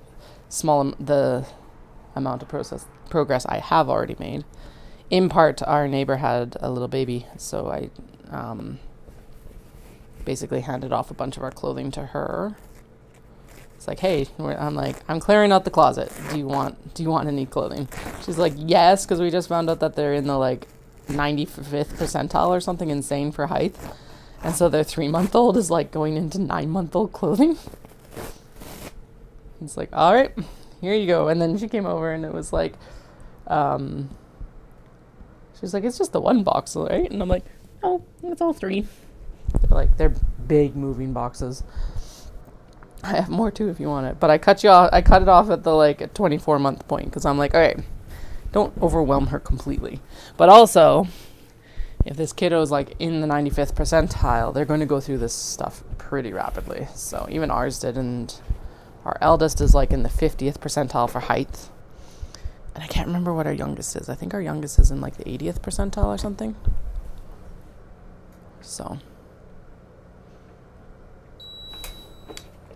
And then they just went through growth spurts too. So it's like, yay. More having to like process out stuff that doesn't fit. Because it was apparently for the eldest all in their legs. So now they have a bunch of like leggings and stuff like that that don't fit. And for the youngest, they've outgrown a lot of their shirts recently. Like, all right. And not like short sleeve shirts, but like long sleeve shirts. So I guess that makes sense. So or not long sleeve shirts, t-shirts. Sorry. Opposite way, I think, to what I said originally. Again, cat problems. Not a big deal. Just a reality. And slightly annoying. Okay. It looks like we've got 1, 2, 3, 4, 5, 6 more heads to press. So I think we'll try and do that on this round next. And then we'll grab, and then we can sit down at the sewing table for the next little bit. Yay! I'm waiting to go to the gym until, I think it has to be 10 or something like that, at least. Because I need to go get a new fob, because apparently I have misplaced my actual, like, my previous fob. I'm like, really? I had that around for, like, however long we've been in Cochrane, practically. And then I misplaced it in the last few months. I'm like, damn it. Super annoying.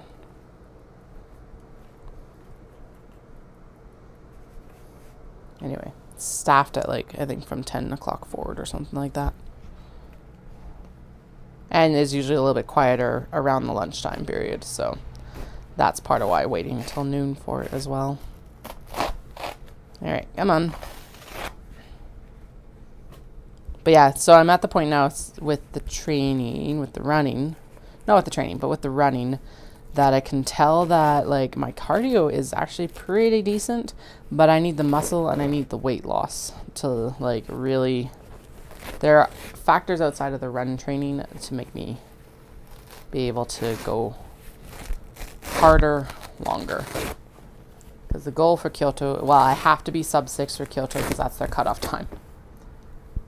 So next year I want to have a 5-hour marathon, basically.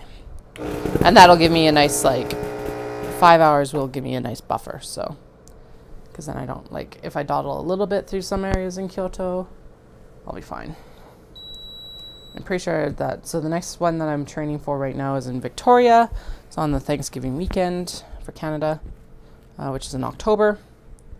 And, I'm pretty sure their cutoff time is actually 6:15, so I have to have a 6-hour marathon anyway. Looking at all my numbers and everything like that, as long as I actually get the strength training and things in, I'm pretty sure I will get a sub 6. That's what I'm on track for right now, which is super awesome. All right, I am turning the camera. As a heads up, if you get motion sick, just know that we are currently turning the camera so that we can start sewing. And then I'm going to manually zoom you out so you can actually see my sewing table. Zoom. And apparently my kid's sports water bottle. Yay. Alright, I think that's probably actually a pretty good view right there. Let's see what we can do with the zoom, or if I need to like move the whole arm. And then I like how it's like, okay, there we go. Thank you. Doop, doop, doop, doop, doop. Get out of here. I just want to adjust you up and down. Excuse me. Okay, so I can move you in and out, but I want to push you up. Please, thank you. Nope. It's like, no, you can't. All right, well, go back here.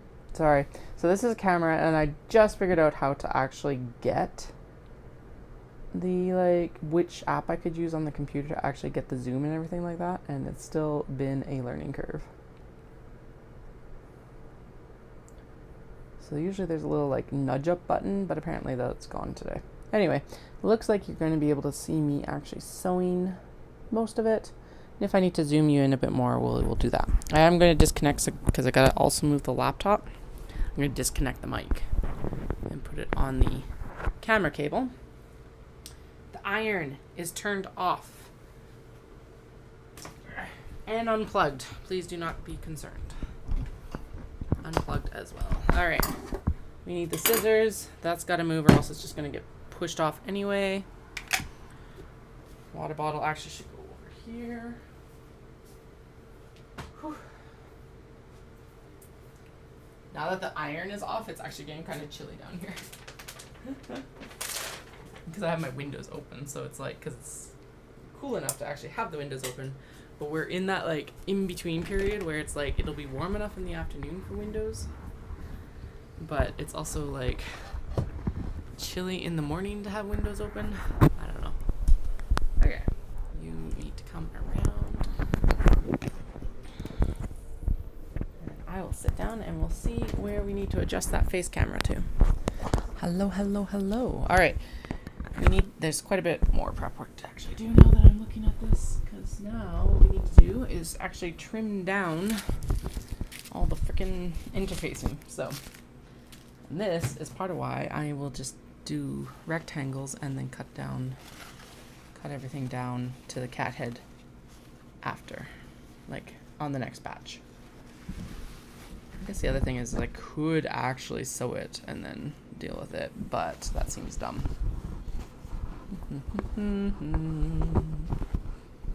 Alright, there's all of them. These are all the lining. And then these are the zippers. That's the 168 zippers that I purchased yesterday for this project. Purposefully. Okay, I just realized I'm going to shimmy that and open the chat up a little bit more. There we go, now I can actually see it better. Anyway, so there's all the zips. I feel like that camera arm should actually extend a bit further, so let's see. Aha, it does. I just wasn't on the right angle for it, apparently. It was like, I refuse. There we go. That's a better view. So yeah, so now I need to go in and trim down all this flipping interfacing. Damn it. And apparently that ear got folded down. Yay. Oh my goodness. And that does mean that it's probably actually adhered to the exterior. Okay, well if this is too much of a pain in the butt, we are just going to ignore it and I will put it into timeout. Let's see if I can get it lifted, and yeah. Because the problem is that if it's adhered to this exterior, how do I actually get it off the exterior fabric? I guess maybe with a seam ripper I can open up the ear at least, and then figure out how to get the interfacing off later.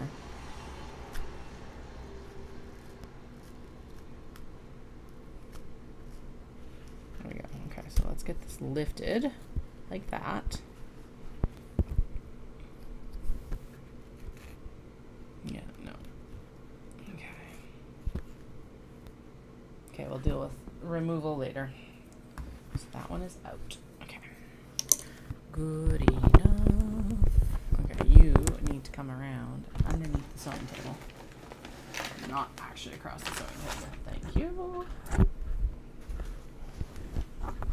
Otherwise, that mic cable will 100% get sewn into something and destroy the mic and probably my machine.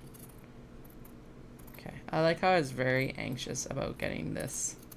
Oh wait, I think I actually do have one more trim down for this. Okay, let's go down. I gotta go download the pattern. Let's see. I don't think I have it on the laptop yet. Let's see. I do, it's right there. Yay. Yay me.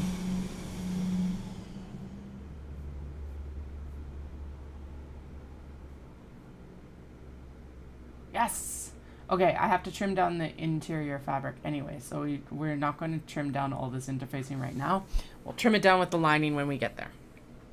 I approve.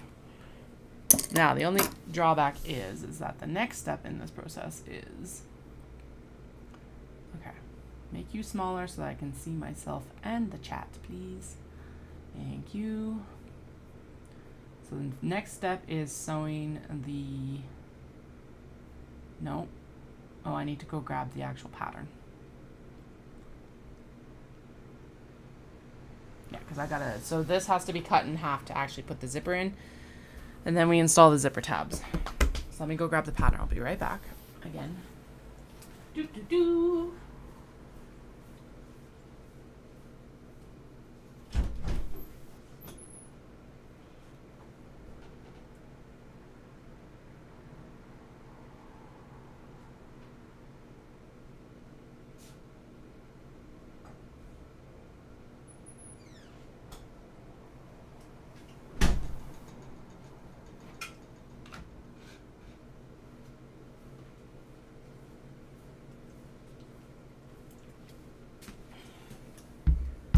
Alright, and we have been online for 2 hours and we got all the interfacing done. So actually that's pretty good, all things considered.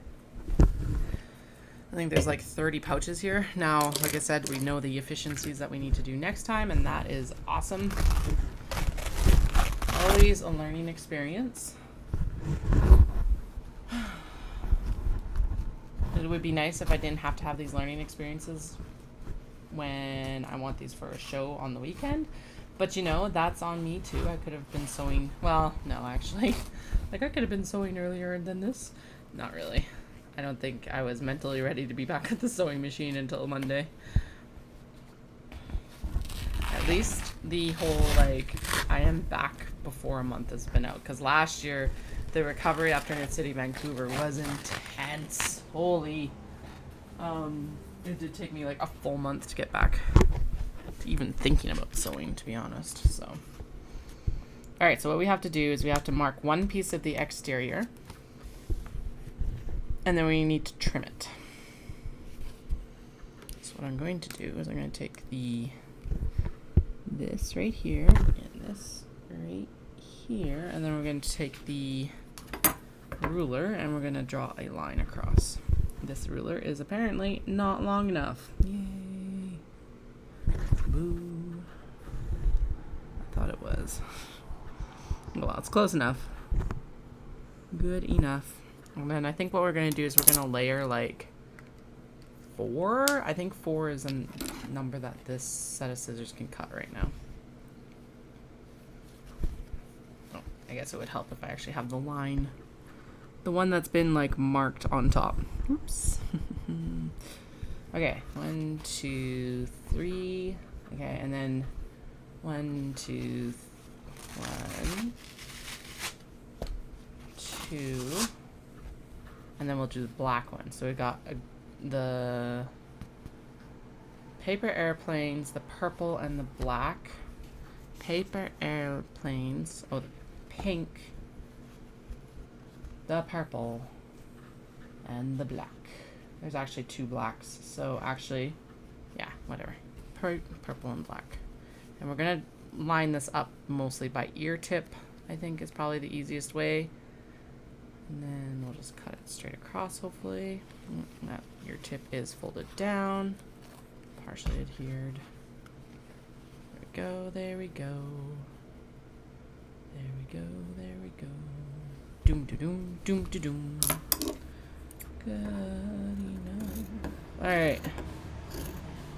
Slice, slice, slice. And then afterwards we'll need to go in and match zipper colors. And then I'll have to track down their zipper tabs. Smells damp outside, but not like in a good way.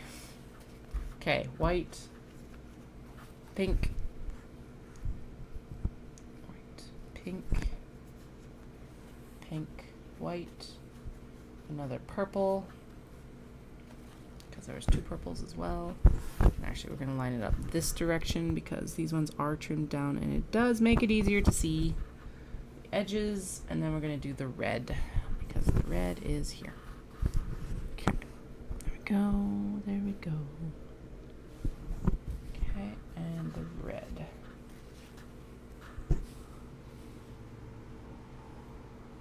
Thanks so much, Lola. I hope you have a fantastic day at work. And yeah, I'll be back on Friday. So hopefully we can have a chat again then too. All right. let's get this marked here. Pink, pink, pink. And then I'm going to shuffle it just over a little bit. And we're just going to... Could I have the paper template for this? Yes. Do I? No. That's fine. We're good. We'll get it. Yeah, everything works out. Or it doesn't, and then I curse myself. But, you know, right now it's working out.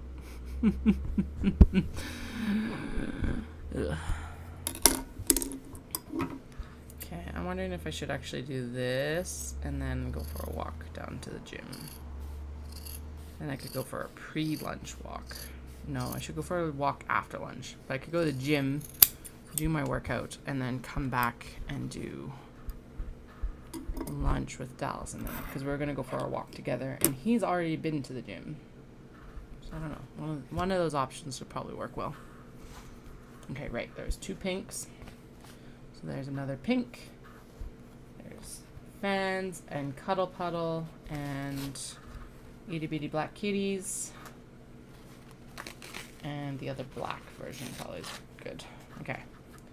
So popcorn cats, black. Itty bitties. Fans. Cuddle puddle. 3, 4, 5. 1, 2, 3, 4, 5. Yeah, that's fine. Mostly because a lot of these are really thin fabrics, so I'm not too worried about them like being overbearing. We do have to have a light fabric on top, or else I will not see the marking.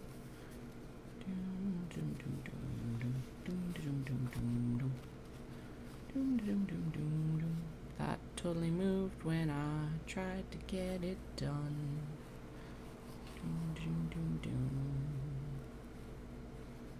There we go, there we go, there we go.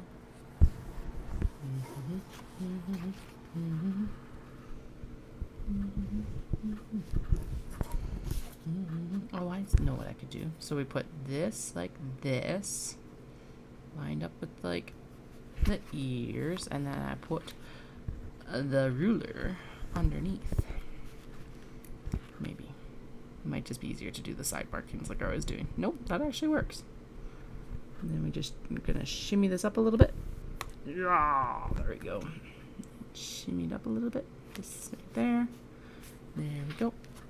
And then honestly, if I cut it from this side, then I really don't probably need this full marking, but we'll do it anyway. Oh yeah, we got another invite to a birthday, so I need to respond to that because we're home and they can actually do it. The last birthday we got an invite to was like on the setup day for frickin' Knit City Calgary, and I'm like, I'm so sorry. This is like the one day we're working. Like neither of us is home. And then it turned out that neither of us was home because my youngest popped a fever on the Thursday night before Knit City, and it's like da, da, da, da. So there was no way to attend the party anyway, but it was just like, of course. Thankfully, we didn't plan for them to attend the party, and then had to like back out because the youngest was sick. Either in this, like in the same vein, it actually worked out anyway. But man, anyway, birthday party, and honestly, it's one of the ones that my youngest has been saying like is their best friend. So that's been super cute. They both got invited too, which is interesting. So I think they probably both play with this little kiddo. But, because it doesn't feel like this is one of those ones where it's like, all right, you invite everyone in the class, because they haven't been, like, consistently inviting my youngest to everything either, which I totally approve of. I'm not saying that as a complaint, but, 4, 5. 1, 2, 3, 4, 5. Okay, good. Yeah, no, I think it's been fairly good.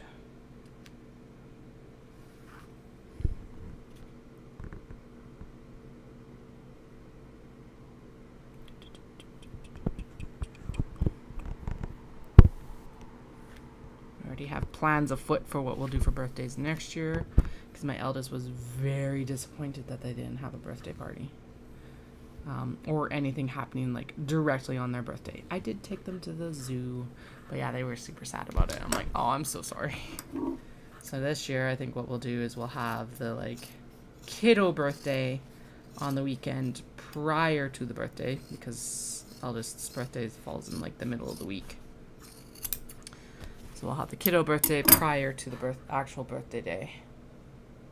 And then we'll have like our friends and family birthday celebration on the actual birthday day. I don't know how else to do it, because it's like the birthday day falls in the middle of the week, so I don't want to do a like evening birthday party with a bunch of preschooler, kindergartner age kiddos that I don't know. So I don't think that would go over very well, so we'll do it on the like Saturday beforehand, or Sunday, actually, which one of the 2 days. Maybe the Sunday, because I feel like most people are busier on the Saturday, and we have a higher likelihood of kiddos being able to attend on the Sunday. I don't know. Feels like there's more activities on Saturday, sort of thing. So it's like, all right, do it on the Sunday. Actually, that's the day that they chose for this birthday we just got invited to. Was they're gonna have it on the Sunday.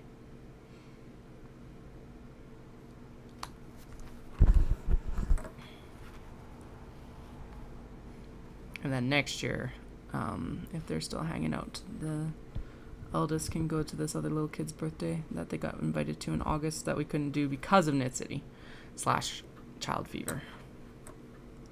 Well, it was Knit City first. So, but apparently it's really cool to hear, because it's like, this is how we find out about who like has been talking about our kiddos, and like obviously in a good light if they're getting invited to birthday parties and stuff like that. So, all right. Trim, trim, trim, trim, trim, trim, trim, trim, trim.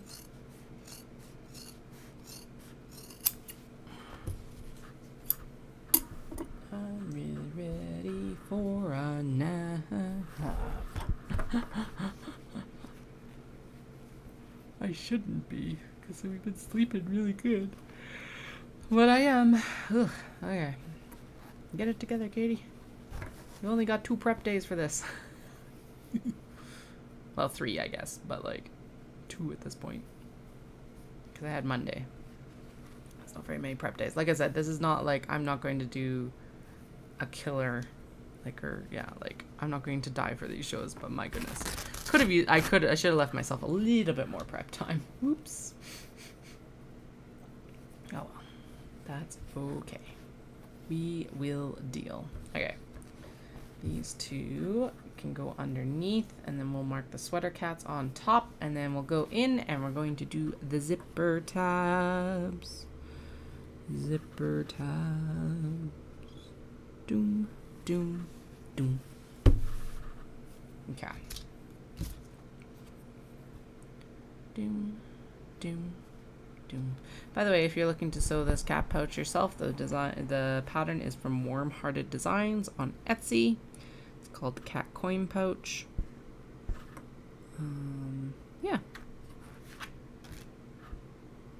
Okay, we're gonna line you up so that you're like even with the cat eyes. Right there. Right there. All right. Then trim across, trim across, trim across. Bum bum bum bum bum. Yeah. Okay. So there's that. Now zippers.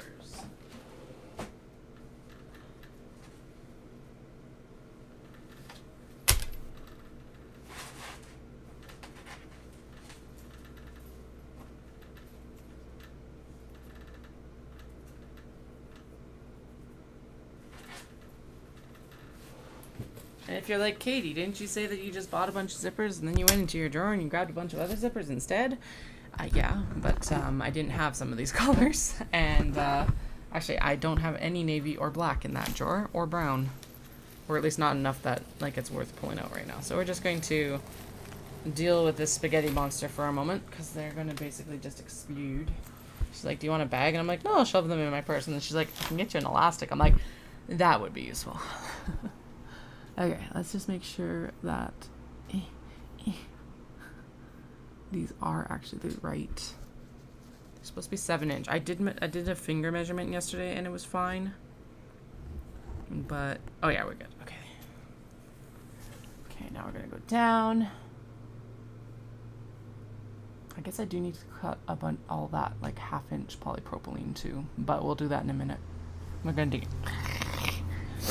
We'll do zipper tabs first. Ugh. Okay, place one zipper end with folded edges at. Take your 2 zipper end pieces, the 2x3, and fold short ends in half. Place one zipper end with folded edge at the zipper stop side. Okay, sew in place.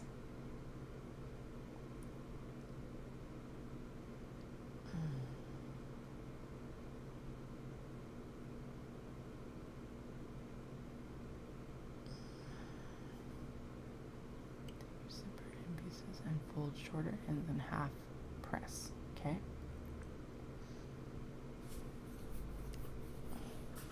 Place one zipper end with folded edge at the zipper stop side. I guess that makes sense. Folded edge at the zipper stop side. Okay, so the raw edges will be against. Okay. Okay. I think I get it. I don't know. I guess we'll find out in a few minutes here. I don't actually need any of this, even though we just trimmed this down. We do not need this right now. We need the zipper stops first. Okay. Get out of here. And then we'll pull up the lining pieces here that still need to be trimmed down as well, at least in half. Okay. And then there's the zipper stops. I think most of these are pretty intuitive matchup colors, so I'm not too worried about this right now. And it's not like if something gets swapped, it's a big deal because we don't have to match 2 sets of pockets or anything like that. Unlike on the mini traveler slings. Okay. Also, that's pretty clear that that's going to do that. Where's your other piece? Okay. Issue being that we don't necessarily have all the pieces right where they're supposed to be. Excellent. Okay. And then this one's going to get cut in half. Boom, boom, boom, boom. Boom, boom, boom, boom. Yeah, because it's definitely not the other direction. So right now we're just cutting down the lining pieces that we've just interfaced for the cat head pouches and sorting out or trying to get together all the zipper tab pieces that we need to sew the cat head pouches zipper tabs. So, okay, I've only got one piece of the red.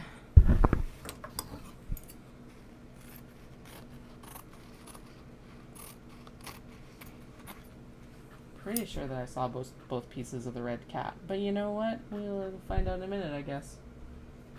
1, 2. So we definitely have the 2 of these and the 2 of those. So we'll put all the singletons aside for now, and if I don't find them, then that's an instant timeout. If I find them, awesome. If I don't find them, that's fine too, to be honest, at this point. We'll get it at some point. Okay, so that is there. I'm pretty sure.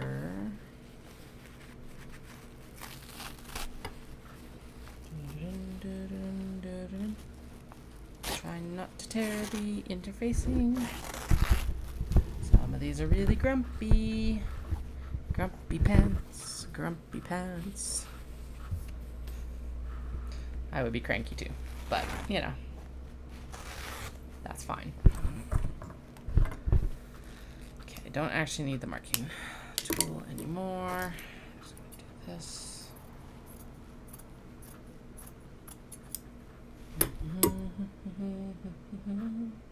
Where are these going? They're going there.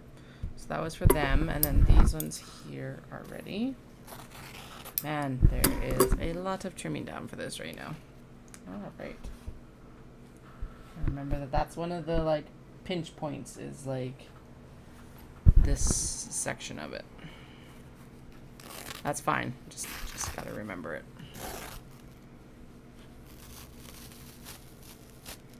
Oof. Super cranky.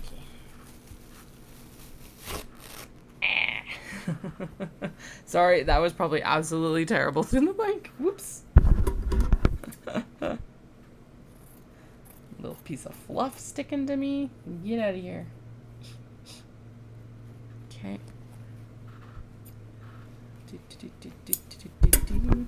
There's the other piece for the paper airplanes. So that can go into the zipper tab pile now. And if you've been watching for a while and you're like, Katie, why do you have a bunch of like finished zippers? It's because I didn't feel like doing a bunch of like tiny zippers for these guys. The zipper tape makes sense for things that are larger, not necessarily smaller. So all of these zippers that I just got yesterday are also extremely useful for things like the notions pouches and all of those smaller zipped items as well. So that's part of why I feel justified in being like, yep, we're just gonna buy a bunch of pre-made zippers. And with the like bigger lengths being good for like small box bags and large box bags and tote bags. That's why they're the most useful for me, personally. Don't really feel like putting on a dozen zipper pulls on, to be honest, today either. So I'm making it easy on myself.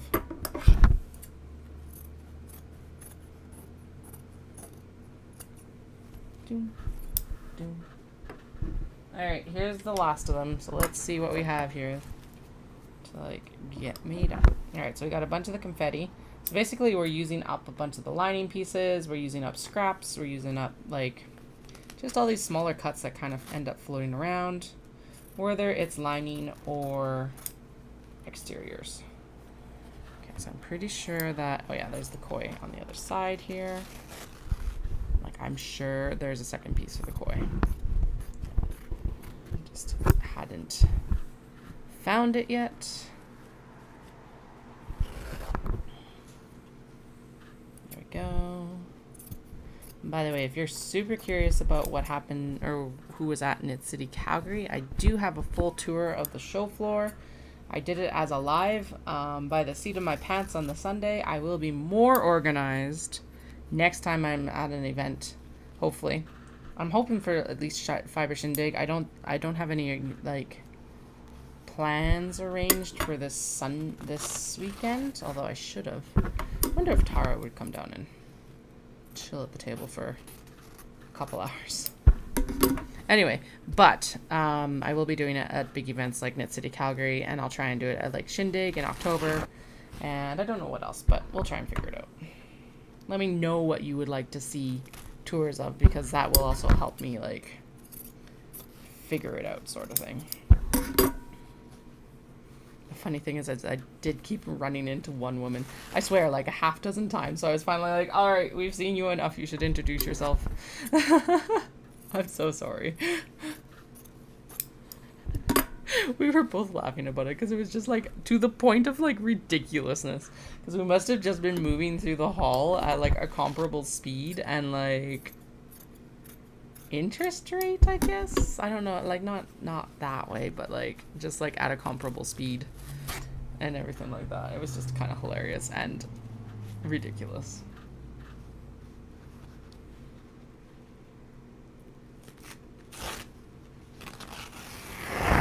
Alright, I think this is actually a spare piece, so I'm going to set it aside and we'll figure that out later. This is just going to get cut in half this direction. It's like the wildest part to sewing to me is like how much you cut apart just to sew it back together like 10 minutes later. More or less. It's part of what drives me nuts about quilting. This is just like how much cutting there is to then like sew it back together. Quilting is not the hobby for me. There we go. Mostly because of that. I already have enough with, I think it's also partly because it's just like too close to bag making in some ways, and too much like bag making has a certain amount of precision for sure, but also a certain like grace of like, all right, if this doesn't fit together perfectly, it still works. Unless you're working with curves, and then all hell breaks loose, because, you know, they have a mind of their own on a good day. So, and then if you have a bad day, you're just like, oh, well, I'm done. Okay, this one is in timeout because the ear got adhered down, and I need to figure out how to get the interfacing lifted from the exterior fabric. Yay!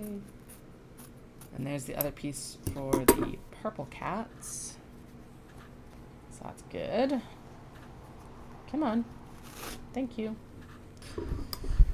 Okay, time out.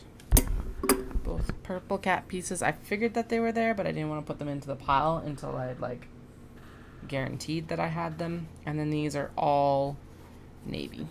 Perfect. There we go. 3 more interiors to split up. 3 more interiors to split up. Just like that. 1, 2, 3, 4, 5, 6. Okay, now we get to go in and match everything up with a zipper. Because there's nothing like having a crap ton of, like, prep time. Okay. So I've got red, I've got dark brown, I've got a kind of like light charcoal color.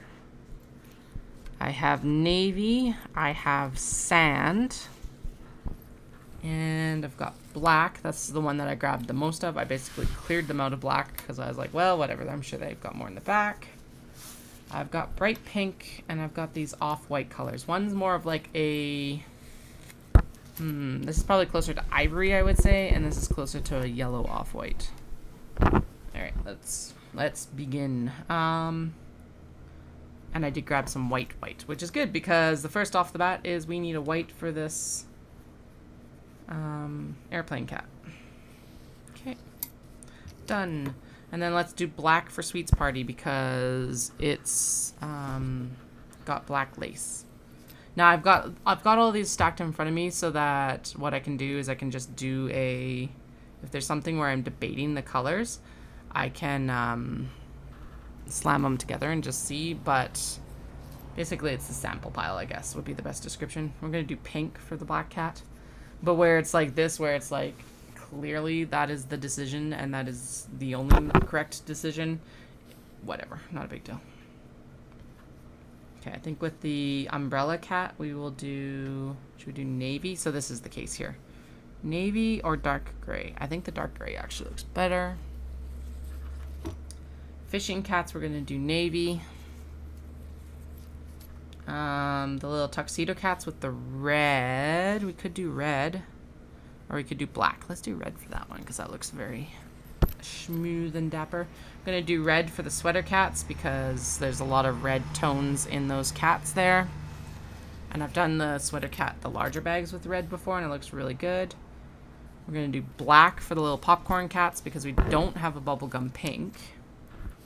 We're going to do off-white. Now, which off-white version? Should we do like ivory? That one like basically blends in. Ooh, charcoal would look good because the Shivas have that. Yeah, charcoal. Light charcoal, never mind, because that matches the cats and it also matches the Shiba on that one. Another black one for the other black popcorn cats. Honestly, I think a charcoal for this one would look good too, because it's very similar to that cat color. We could do hot pink for this one, or we could do off-white. Let's do... Actually, this yellow-white would look really good. Yeah, let's do the, like, buttercream color.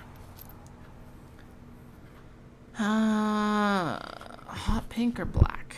Hot pink, black, or sand. Ooh, I like the sand with that one. Okay, there we go. So a lot of the times when I'm doing zipper matching, I'm trying to decide if I want it to complement or contrast. A lot of the time I do like the contrast zippers, and so you will end up seeing me do a lot of contrast zippers. But sometimes, like in this case, I don't have one that matches colors within the fabric, so we'll end up doing more of a less contrast. So typically I'm trying to pick up a color in the fabric when I contrast. or complement one in the fabric. This actually could use a white, I think. Yeah. So like it doesn't look completely out of place, but sometimes I'm not. Sometimes I'm just going with what feels right. Off-white. So we're gonna grab 2 of those because we've got 2 of the pink popcorn cats. Apparently this elastic is extremely tight. All right, there we go. So 1 and 2. And then I think, oh yeah, and then these guys are white. So they'll get a white zipper. I didn't grab very many white zippers because it's usually really hard to match. Like, as much as you think there's white fabric, it's actually mostly off-white. And so it's usually pretty difficult to find fabrics where white is appropriate. No, that dulls down that green too much, so we're gonna go with a white zipper there. So like this looks like it should be white, but it is not in fact actually white, it's actually off-white. Also, we're gonna use a red zipper for this one because there's a lot of red in the little sketchbook cats. This is off-white. Right, I undid that one over there. And then this is another red one here, mostly so I don't have to retake photos. I can just put 2 in for stock. That's black, I think. Or do I... Oh, actually, I want the sand for this one because the brown on the back there goes really well with it. Definitely black for the black polka dot cat one. This guy. Just gonna snag it from the sample pile here. Pink? I think pink might contrast with the bubblegum. Yep, way too much with the bubblegum. Charcoal? No. Sand isn't gonna work. I think maybe off-white. Yeah, off-white. And then brown with the gingham cats. Done. Okay, zippers matched up.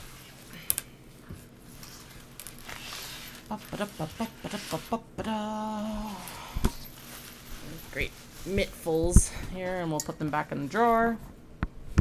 Try to make sure I don't snag the microphone off the machine. Zoom, get in there. No.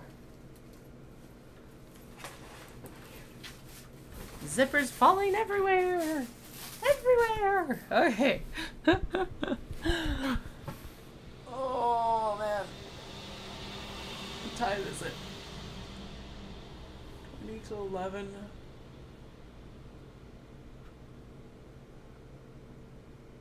Okay, so I'm gonna work until like 11:15, and then I'll head out to the gym. That's what we'll do. And then I can come home for lunch, and we can go for a lunch walk. Yeah.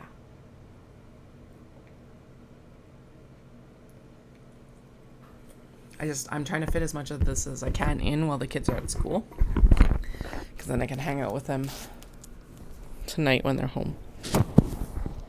Okay. Next, I think it was like what? Fold it? Yeah, take your 2 zipper end pieces and fold short ends in half.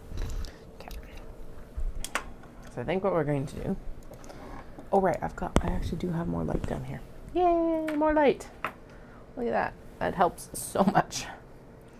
Okay, so take the short ends and fold in half. Take your 2 zipper ends and fold short ends in half. So I'm going to assume that the short ends are like the 2-inch ends. Place 1 zipper end with folded edge at the zipper stop side. Okay. Sew in place using 1/8 of an inch. Done. I can do that. Trim zipper tape, making sure not to cut the zipper stop off. Okay, we're at a construction length. I'm going to, now I would normally like chain piece these. I'm going to double check to make sure that I am actually doing this correctly because I haven't done this pattern again for a while. So I'm just going to make sure that this is how they actually want it to be sewn. And then we'll figure it out. Okay. Zipper end away from zipper. Oh, I should have left it with white.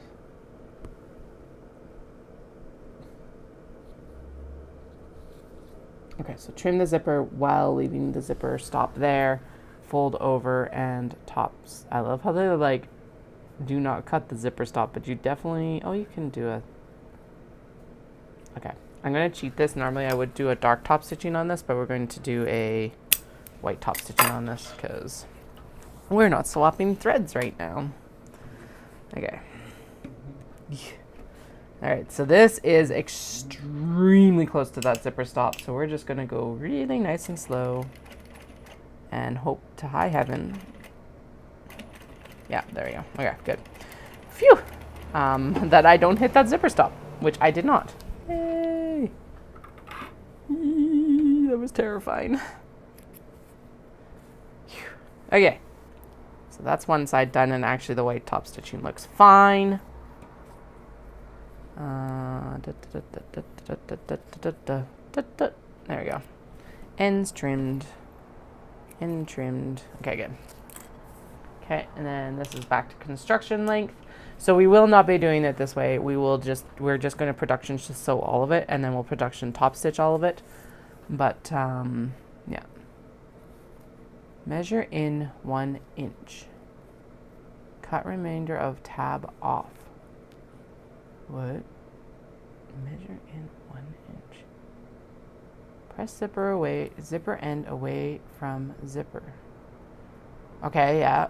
Sew a top stitch using 1/8 of an inch. Done. We did that. Measure in 1 inch. Cut remainder of tab off and trim edges to match up with zipper. What? Oh, okay. Jesus, I'm reading. Measure in 1 inch. Cut remainder of tab off and trim edges to match up with zipper. Okay, now I got it. Like, what are you talking about? My brains. Okay, so I gotta cut across right here. I got it now. It took far too long. I thought they were talking about like cutting the zipper, but they're talking about cutting the tab here. Okay. There. I've got a 1 inch zipper end, which is what they want. Probably could have done a little bit better cut down on the sides, but that's fine because it's going to get sewn in anyway. All right. Close zipper with the other end. Oh, I think I was supposed to actually, no, she shows that as, wait. Oh, oops. I'm supposed to have, damn it. Oh, whatever. Okay, close zipper with the other end. Line zipper up with top edge of bottom main pouch. Pocket piece mark in 1 inch. No, wait, what? I was supposed to sew it against the zipper stop up here, not the zipper stop down here. It's fine. We'll mark it. Okay, so close zipper with the other end. Line zipper up with top edge of bottom main pouch pocket piece.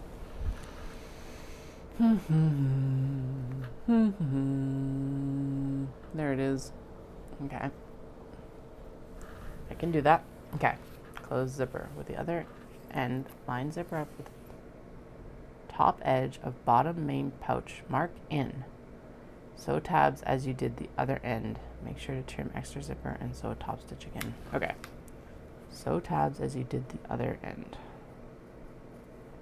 And then I'm supposed to mark in 1 inch. Okay, this is actually a lot more demanding of a process than just sew on zipper tabs at these points. So let's actually see where we have to sew this in.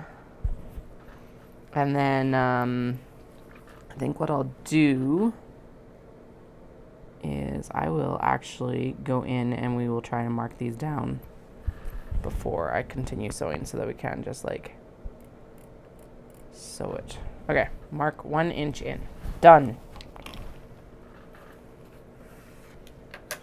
Sew tab as you did the other end. Make sure to trim extra zipper and sew a top stitch again. Okay, good enough. I can do that.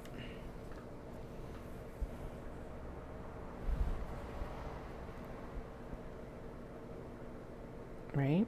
Because then this will be the extra inch. Yeah. Okay. Okay, I see why she wants you to leave the other zipper tab here, but we will deal.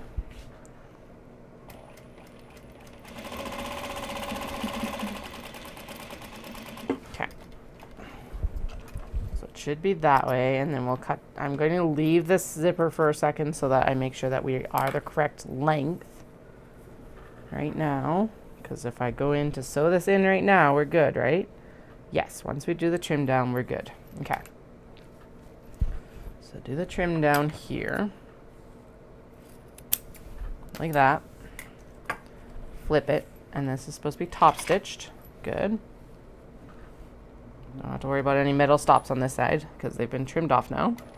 Put it at a top stitch length, or at least like in between top stitch and construction, because zipper tab top stitching is like kind of in between the two.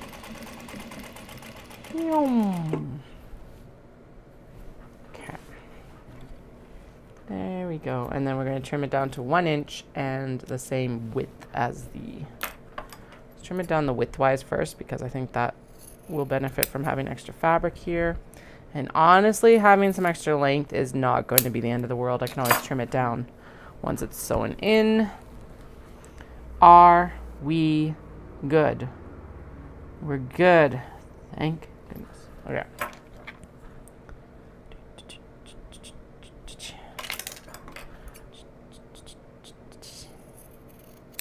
Done. All right, and then it's supposed to measure that long. Doom. I am a 1/4 inch off. We can make it work, but I am slightly off. Okay. Okay, so if both of these are here, how long is the actual zipper? Okay, so it needs to be that long. So I need to be sewing. I think I know how to do this now. Okay, I do agree. We will do this zipper stop, and we won't cut off the zipper stop up here because that will make my life easier. Okay. And these are going to get sewn in like this so that they're the same direction. And then I'm going to sew both tabs, and then we're going to do the at what I think we need to do it at, and then I'll go in and we'll finesse it. I'm not doing any trim down here for a second. We're gonna, construction leg. If nothing else, I can go in and top stitch everything afterwards. So we are going to try and get these chain piecing though. And I think now that I have the measurement from the brown one that we need, I think we'll be okay, but we'll double check. So this one gets top stitch because it's done. There is no more changing it around. Okay, good. And then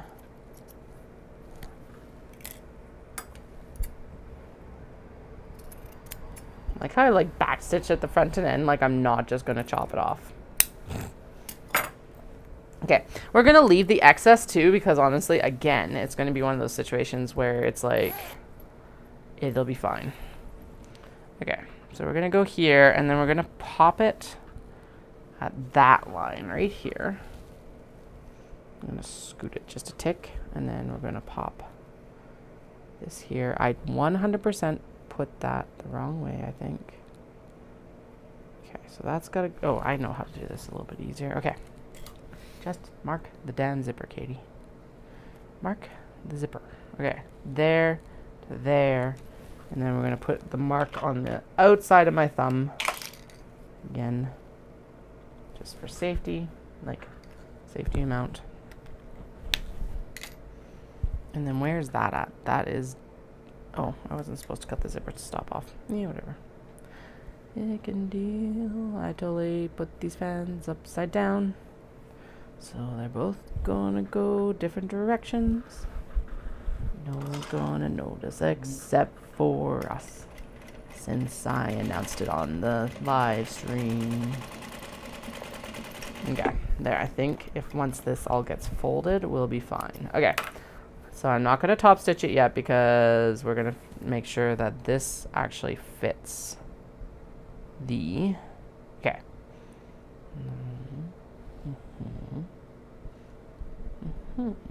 Okay, 1 second. So this is, so the whole thing is supposed to be 6 3/4 long. So that's supposed to be 1 inch. Okay, and then there's 6 inches. So there's a 1/4 inch extra on the actual thing. So this needs to be at, I put it at 5.5 inches, so it needs to be at like 5 1/4. So let's try that and see if that works. Because I guess there is the factor of the actual seam allowance as well, right? Okay. Why did I double stitch it so much when this was the experimental one? Katie, seriously? Because if I can figure out where it needs to go, what I can do then is I can actually like just go in and production it, basically.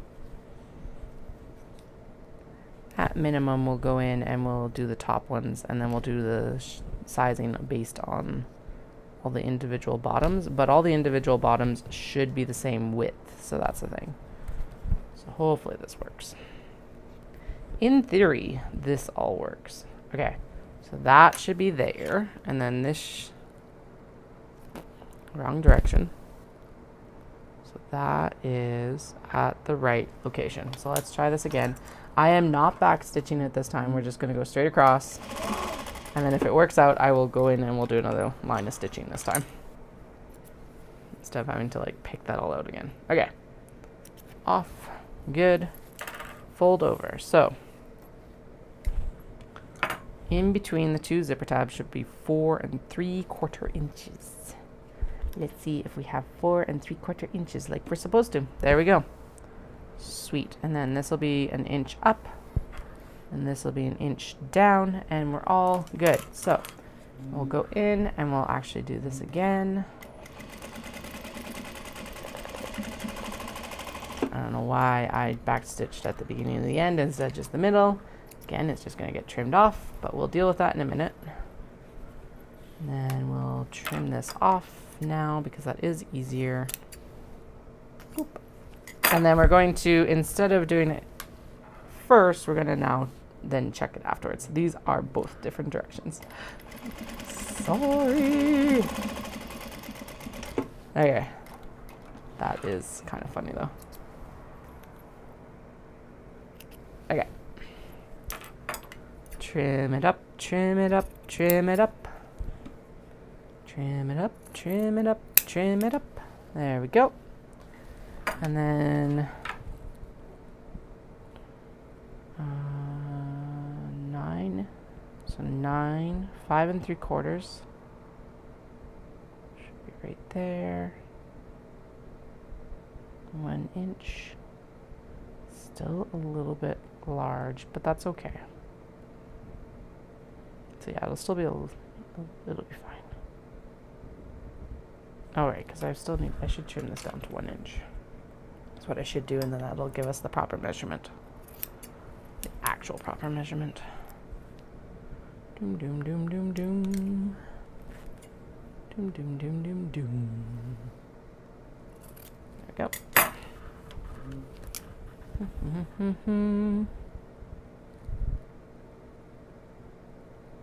Yeah, slightly too large, but that is, I would prefer it slightly too large to too small.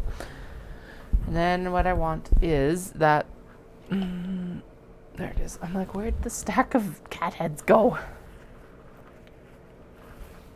And of course, the fence is in a completely different spot because this lining would have been in a completely different spot. Okay. Yeah, I would prefer the tabs to be a little bit larger. What we'll do is we'll go in and I will center it to this now after we're done all of this sewing. Blah, blah, blah, blah, and it'll be fine. It's going to look fine. It'll all be fine. Yeah, it's going to be really cute, actually. Okay. Done. Done too. So we're going to go in. That was a lot of mental gymnastics. So I'm wondering if we should just go in and sew the top ones and then custom do all the bottom ones. It's not going to be the worst idea. So I think maybe we do that.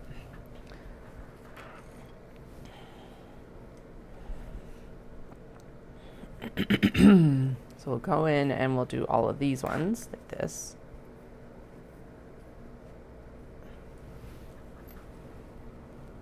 On the construction length. And then we'll go in and we'll custom fit them all. Afterwards, I don't know. Let's just go in and get some zipper tabs installed instead of like dithering about how I'm going to do it. Just do, don't talk. Just do it. Don't just talk about it. Take action. Bah, bah, bah, bah, bah.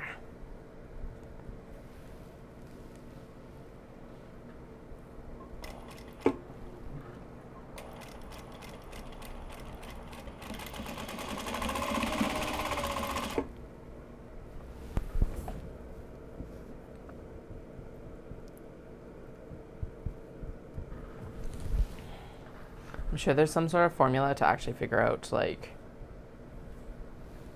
how much I'm supposed to leave, but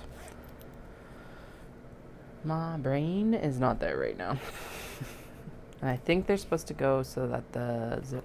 Which way does the zipper pull go in the bag? It goes this direction. So yeah, we want the kitty cats to be this direction. No, that's not right side up. Is that right side up? That's right side up. Okay.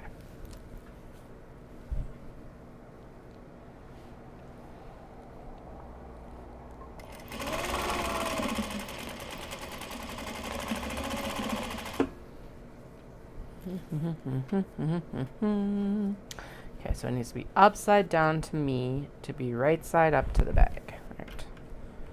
That at least I can hopefully administer. Complete.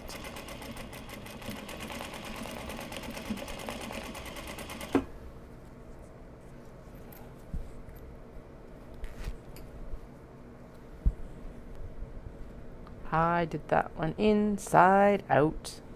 Damn it. Okay, well, one white cat zipper tab will have to be redone. Dun dun dun. Okay, we're still stitching, which means that there's still bobbin thread there.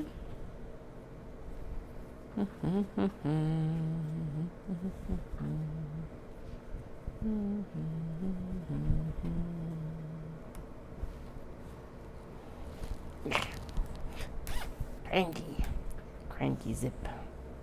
Cranky zip, cranky zip, cranky zip. Cranky zip, cranky zip, cranky zip. Doo, doo, doo. Cranky zip.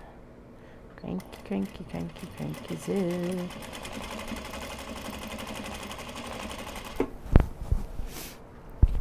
Okay, little black kitties. Little black cats. Little black cats. Little black kitty cats.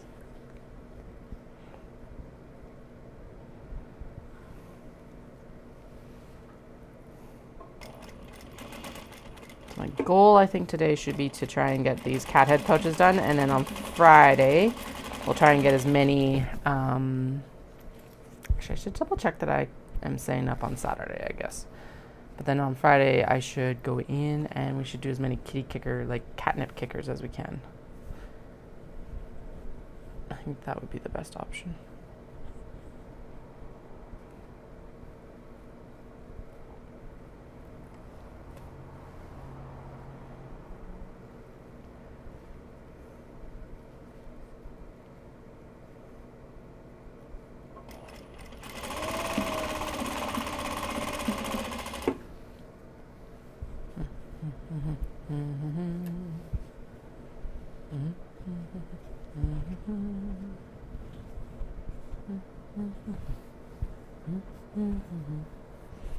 Okay, and I'm trying to make it so that the best portion of the fabric does get into the zipper pull so that you can, or zipper tab, so you can actually see it.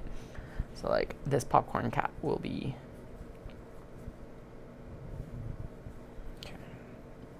Here's upside down. Yeah, good. That actually worked out perfect then.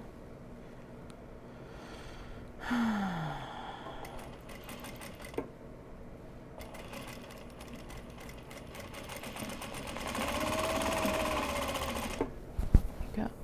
And then we'll make sure that, like, yeah, there's some cute sassy cats facing up for the next as well. These ones are definitely sassy cats. They're just like, got the tood, folks. So much tood.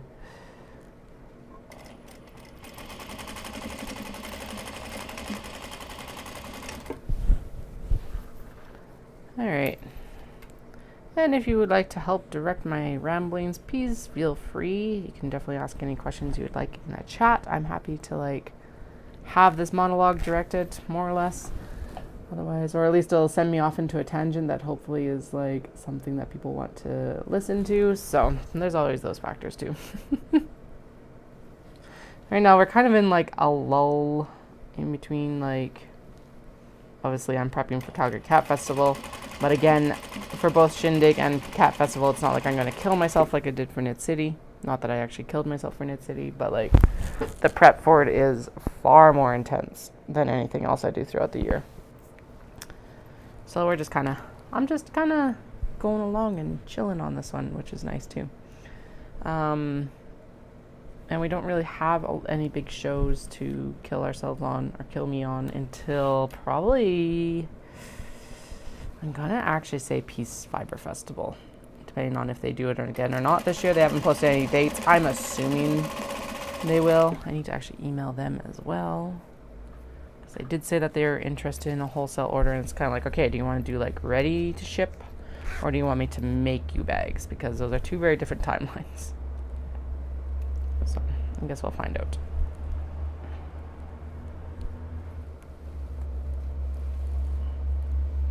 Depending on how their year has gone as well, obviously, or if they feel like it's still a good fit for their shop, because there's always that too. It's like, if you don't think it's a good fit for your shop, then I'm not, like, offended. I get it. Not everything's a good fit for my shop. Come on.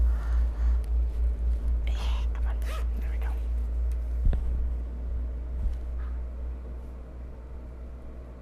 So now if I were to go in and actually install both sides of the zipper tabs right away, what I would do is basically just put the zipper tab on the other end, and then we would be folding it underneath, and then that's how you would do the zipper tabs every single time, instead of having, like, all these free ends on this side. It's very efficient. It works very nicely. I wish that's what I was able to do right now, but, you know, we'll work with what we get. And since I can't quite seem to hack how it goes, it's fine. I don't need to do that many mental gymnastics for it right now.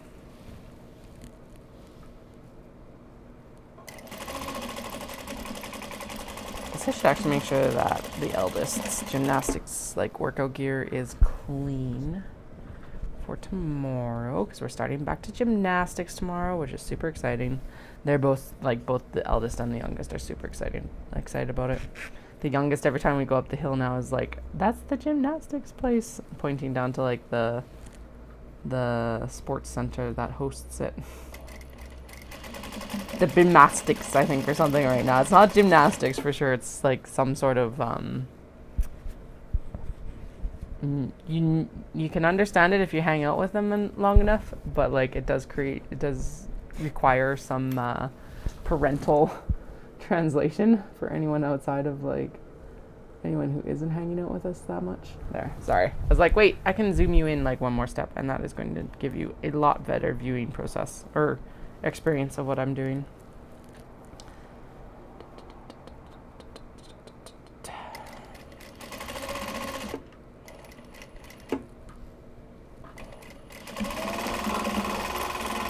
Okay, yeah, I think we'll finish up zipper tabs, and then I'm gonna go have lunch and go to the gym. I was like, I'm gonna go to the gym and then have lunch, but I'm far too hungry to do that. So I think we're gonna have food, then gym, then walk.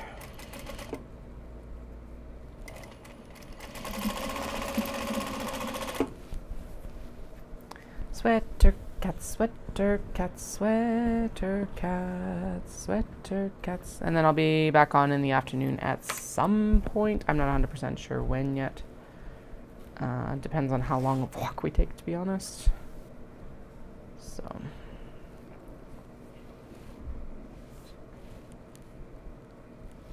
Oh, I know what I want. I want a tuna sandwich. Yeah. I guess it's time to bake bread again because I don't think we have much bread left. But tuna sandwich would be delicious right now. Tuna sandwiches. Tuna sandwiches. Should we have paw prints or kitty cat? I like the little paw prints, so that's what I'm going to face down towards the zipper. Is this the right color selection? Yeah, it's good enough. Good enough.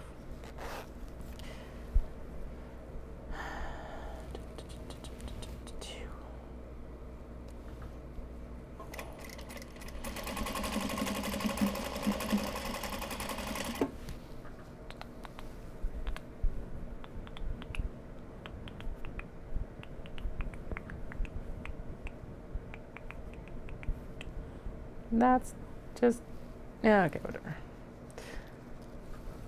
This one's gonna end up with like the cats completely trimmed off on both sides, which is kind of sad, but it's okay. It'll be fine. Not completely, but mostly.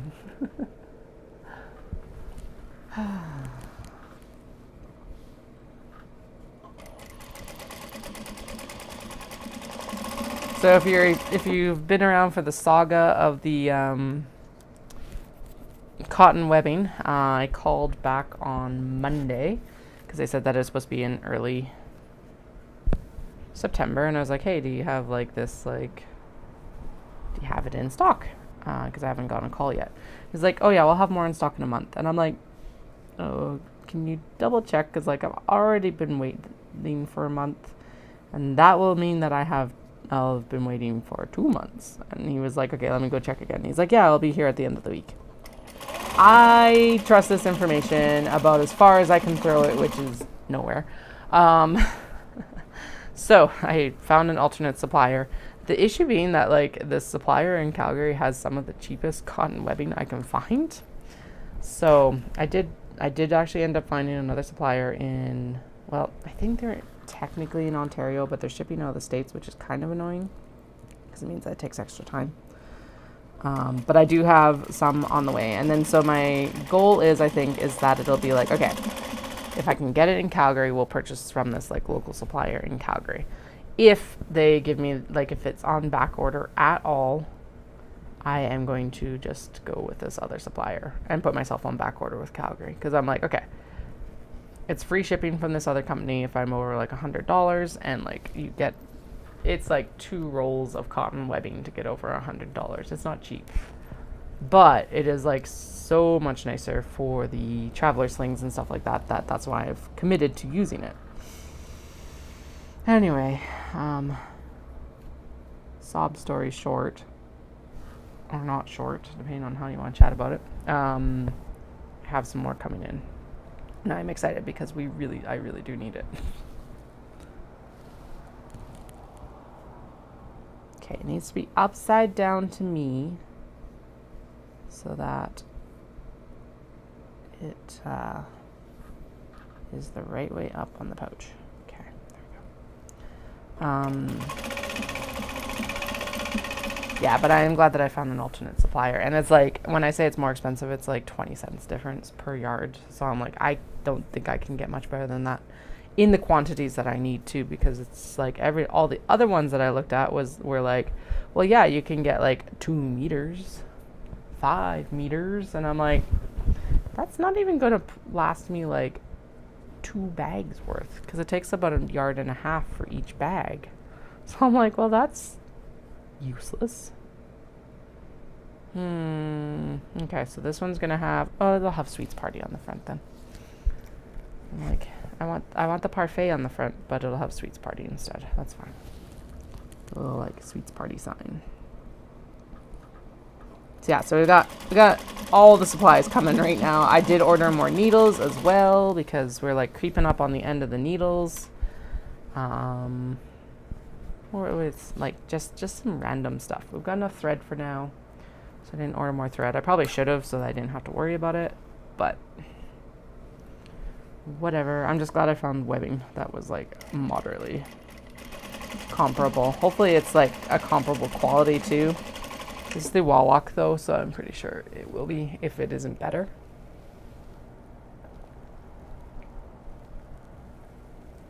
I also made sure to snag a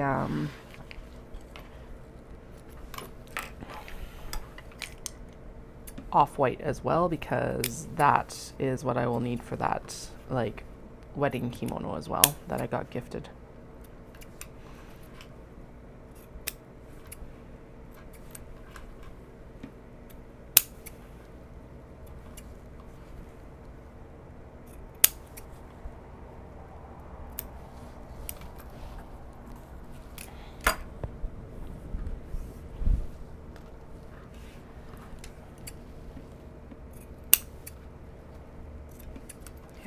Bread will be, I'll make 2 loaves today, because then we will have enough bread for a little bit for like breakfasts as well.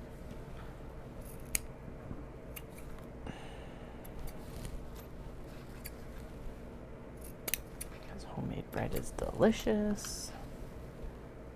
I wonder if I can actually get, if Dallas can make bread today. I should just do it.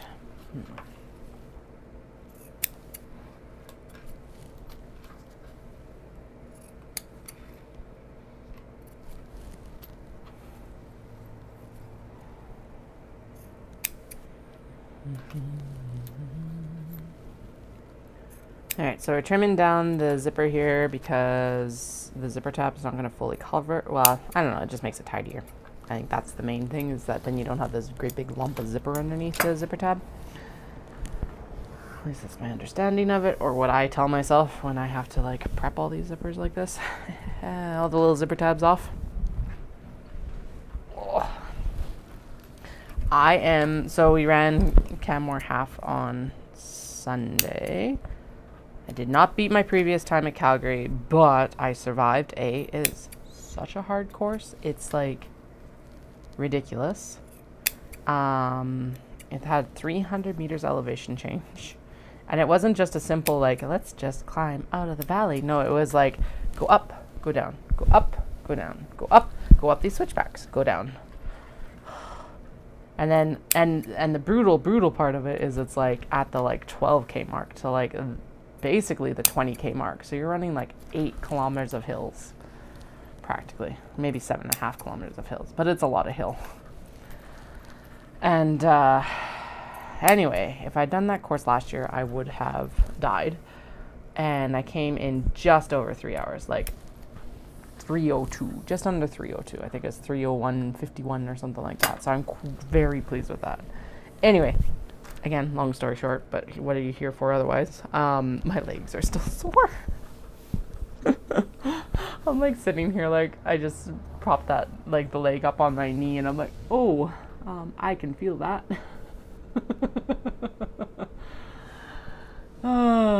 Okay.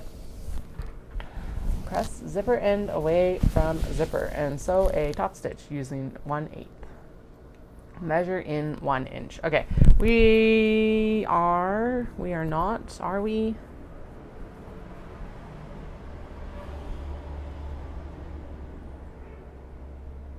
I will never get something.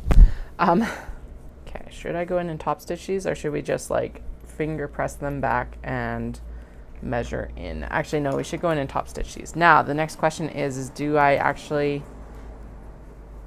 So typically, I go in and I'm all fancy and I do different colors. But I think we're just going to cheat because it's like such a small section of the fabric that you're actually going to see the top stitching on. And we're just going to top stitch it all with white. Yeah, that's what we're doing. Screw this. Okay. Now, if I have to top stitch the exterior of the bag, which I do think I have to around the zipper, then I'll swap the color because that'll be a lot more noticeable. But like honestly, this is such a small format that you're barely going to even notice the stitching. So here we go. Breaking my own rules. But that's okay. Everything will still look really good. Yeah. It's a contrast top stitching and aesthetics instead of a, yeah.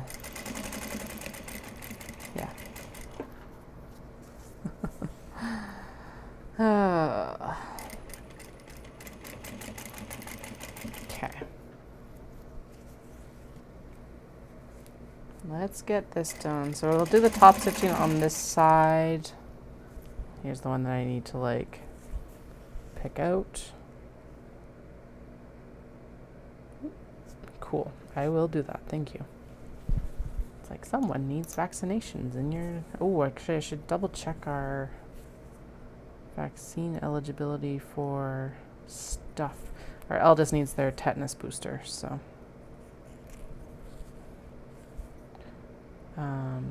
but yeah, I should double check to see when flu vaccines and the next COVID booster are coming out. So, I don't know why I trimmed this down. I knew that I had to redo this one. It's very obvious. But here we are. Let's get this open up. Mutter grumble.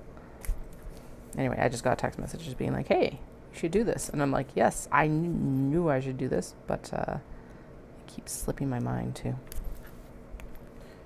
But yes, I should actually do that because then we don't have to worry about tetanus or anything.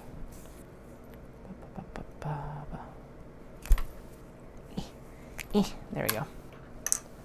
Phew. Okay, we'll redo this one. Yeah, we'll redo this one afterwards. There we go. There we go. Okay. Popcorn cats, popcorn cats, popcorn. It's actually, it doesn't say popcorn, it says popcorn. Popcorn cats. Love it.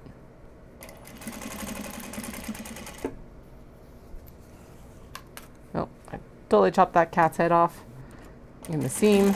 That's okay. Kind of hilarious that way. Poor cat.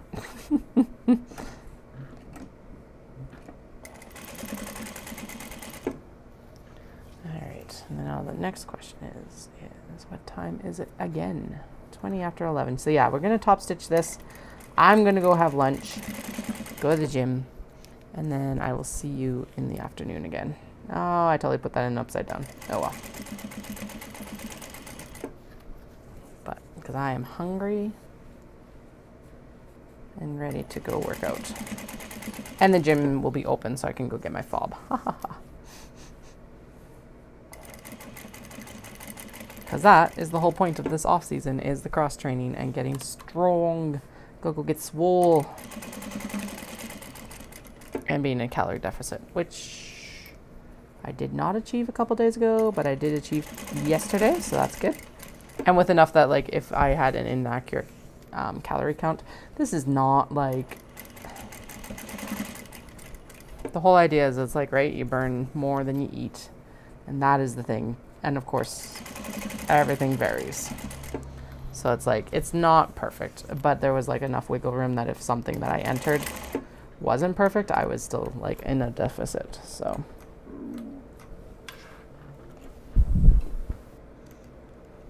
I think I'm definitely at that point where it's like, okay, it's time to get it off now, for now as well, before like I really get into perimenopause and menopausal symptoms too. And I really need to get the strength training going before that point because of that too. I don't want to lose a bunch of muscle mass, or at least I want more to be able to lose than nothing at all, and it's suddenly like, oh, you don't have any like strength at all. That would be sad. I would be sad. So what am I doing today? I don't know, probably legs. I think legs, gentle legs though, because I've got spin on Friday, so nothing too taxing. And then just consistency. Doesn't have to be perfect, it just has to be done at some regular interval. Something's better than nothing. That cat is upside down, but he's going to get cut off anyway. All right. There we are. We're at the point. It's lunchtime. Oh my goodness, I'm so hungry. Actually, let's fix up this one that I had to seam rip off, and then we'll go for lunch. And then all these top tabs are done and dusted, and they'll be like just waiting for me when I get back. Yay. Okay. And we've got enough zipper there and enough fabric there that I can just re-sew it. Doom, doom, doom. Again, if it's not perfect, it doesn't really matter because we're doing zipper tabs for a reason anyway. go. Okay, so that was the construction and the construction length. And we're going to turn and we're going to increase the stitch length and do it again. Yee. All right, I'm going to sign off for now. Go feed this belly. And then, yeah, and then when I get back, we'll work on getting them measured against the other cuts like it suggests in the pattern, at least until I get more comfortable putting this pattern together at minimum. I think that is probably the smarter way to do it. And then we will sew it together. I think that we're on a trajectory of being able to finish these today. And then we can work on the catnip kickers on Friday, which is awesome. That's actually the best way to split this up. Yeah, and then next week on Wednesday, we can move forward with getting, as long as my fabric comes in, we can move forward with getting the tote bags and stuff rolling for that other crazy event. Not crazy event, that other event, Shindig. So anyway, hope you guys all have a fantastic few hours. I will post again on Instagram when I am going live. Or if you subscribe to me on YouTube, hit that bell icon. It'll tell you instantly when I come live on YouTube. So thanks so much for joining me this round, and I'll chat.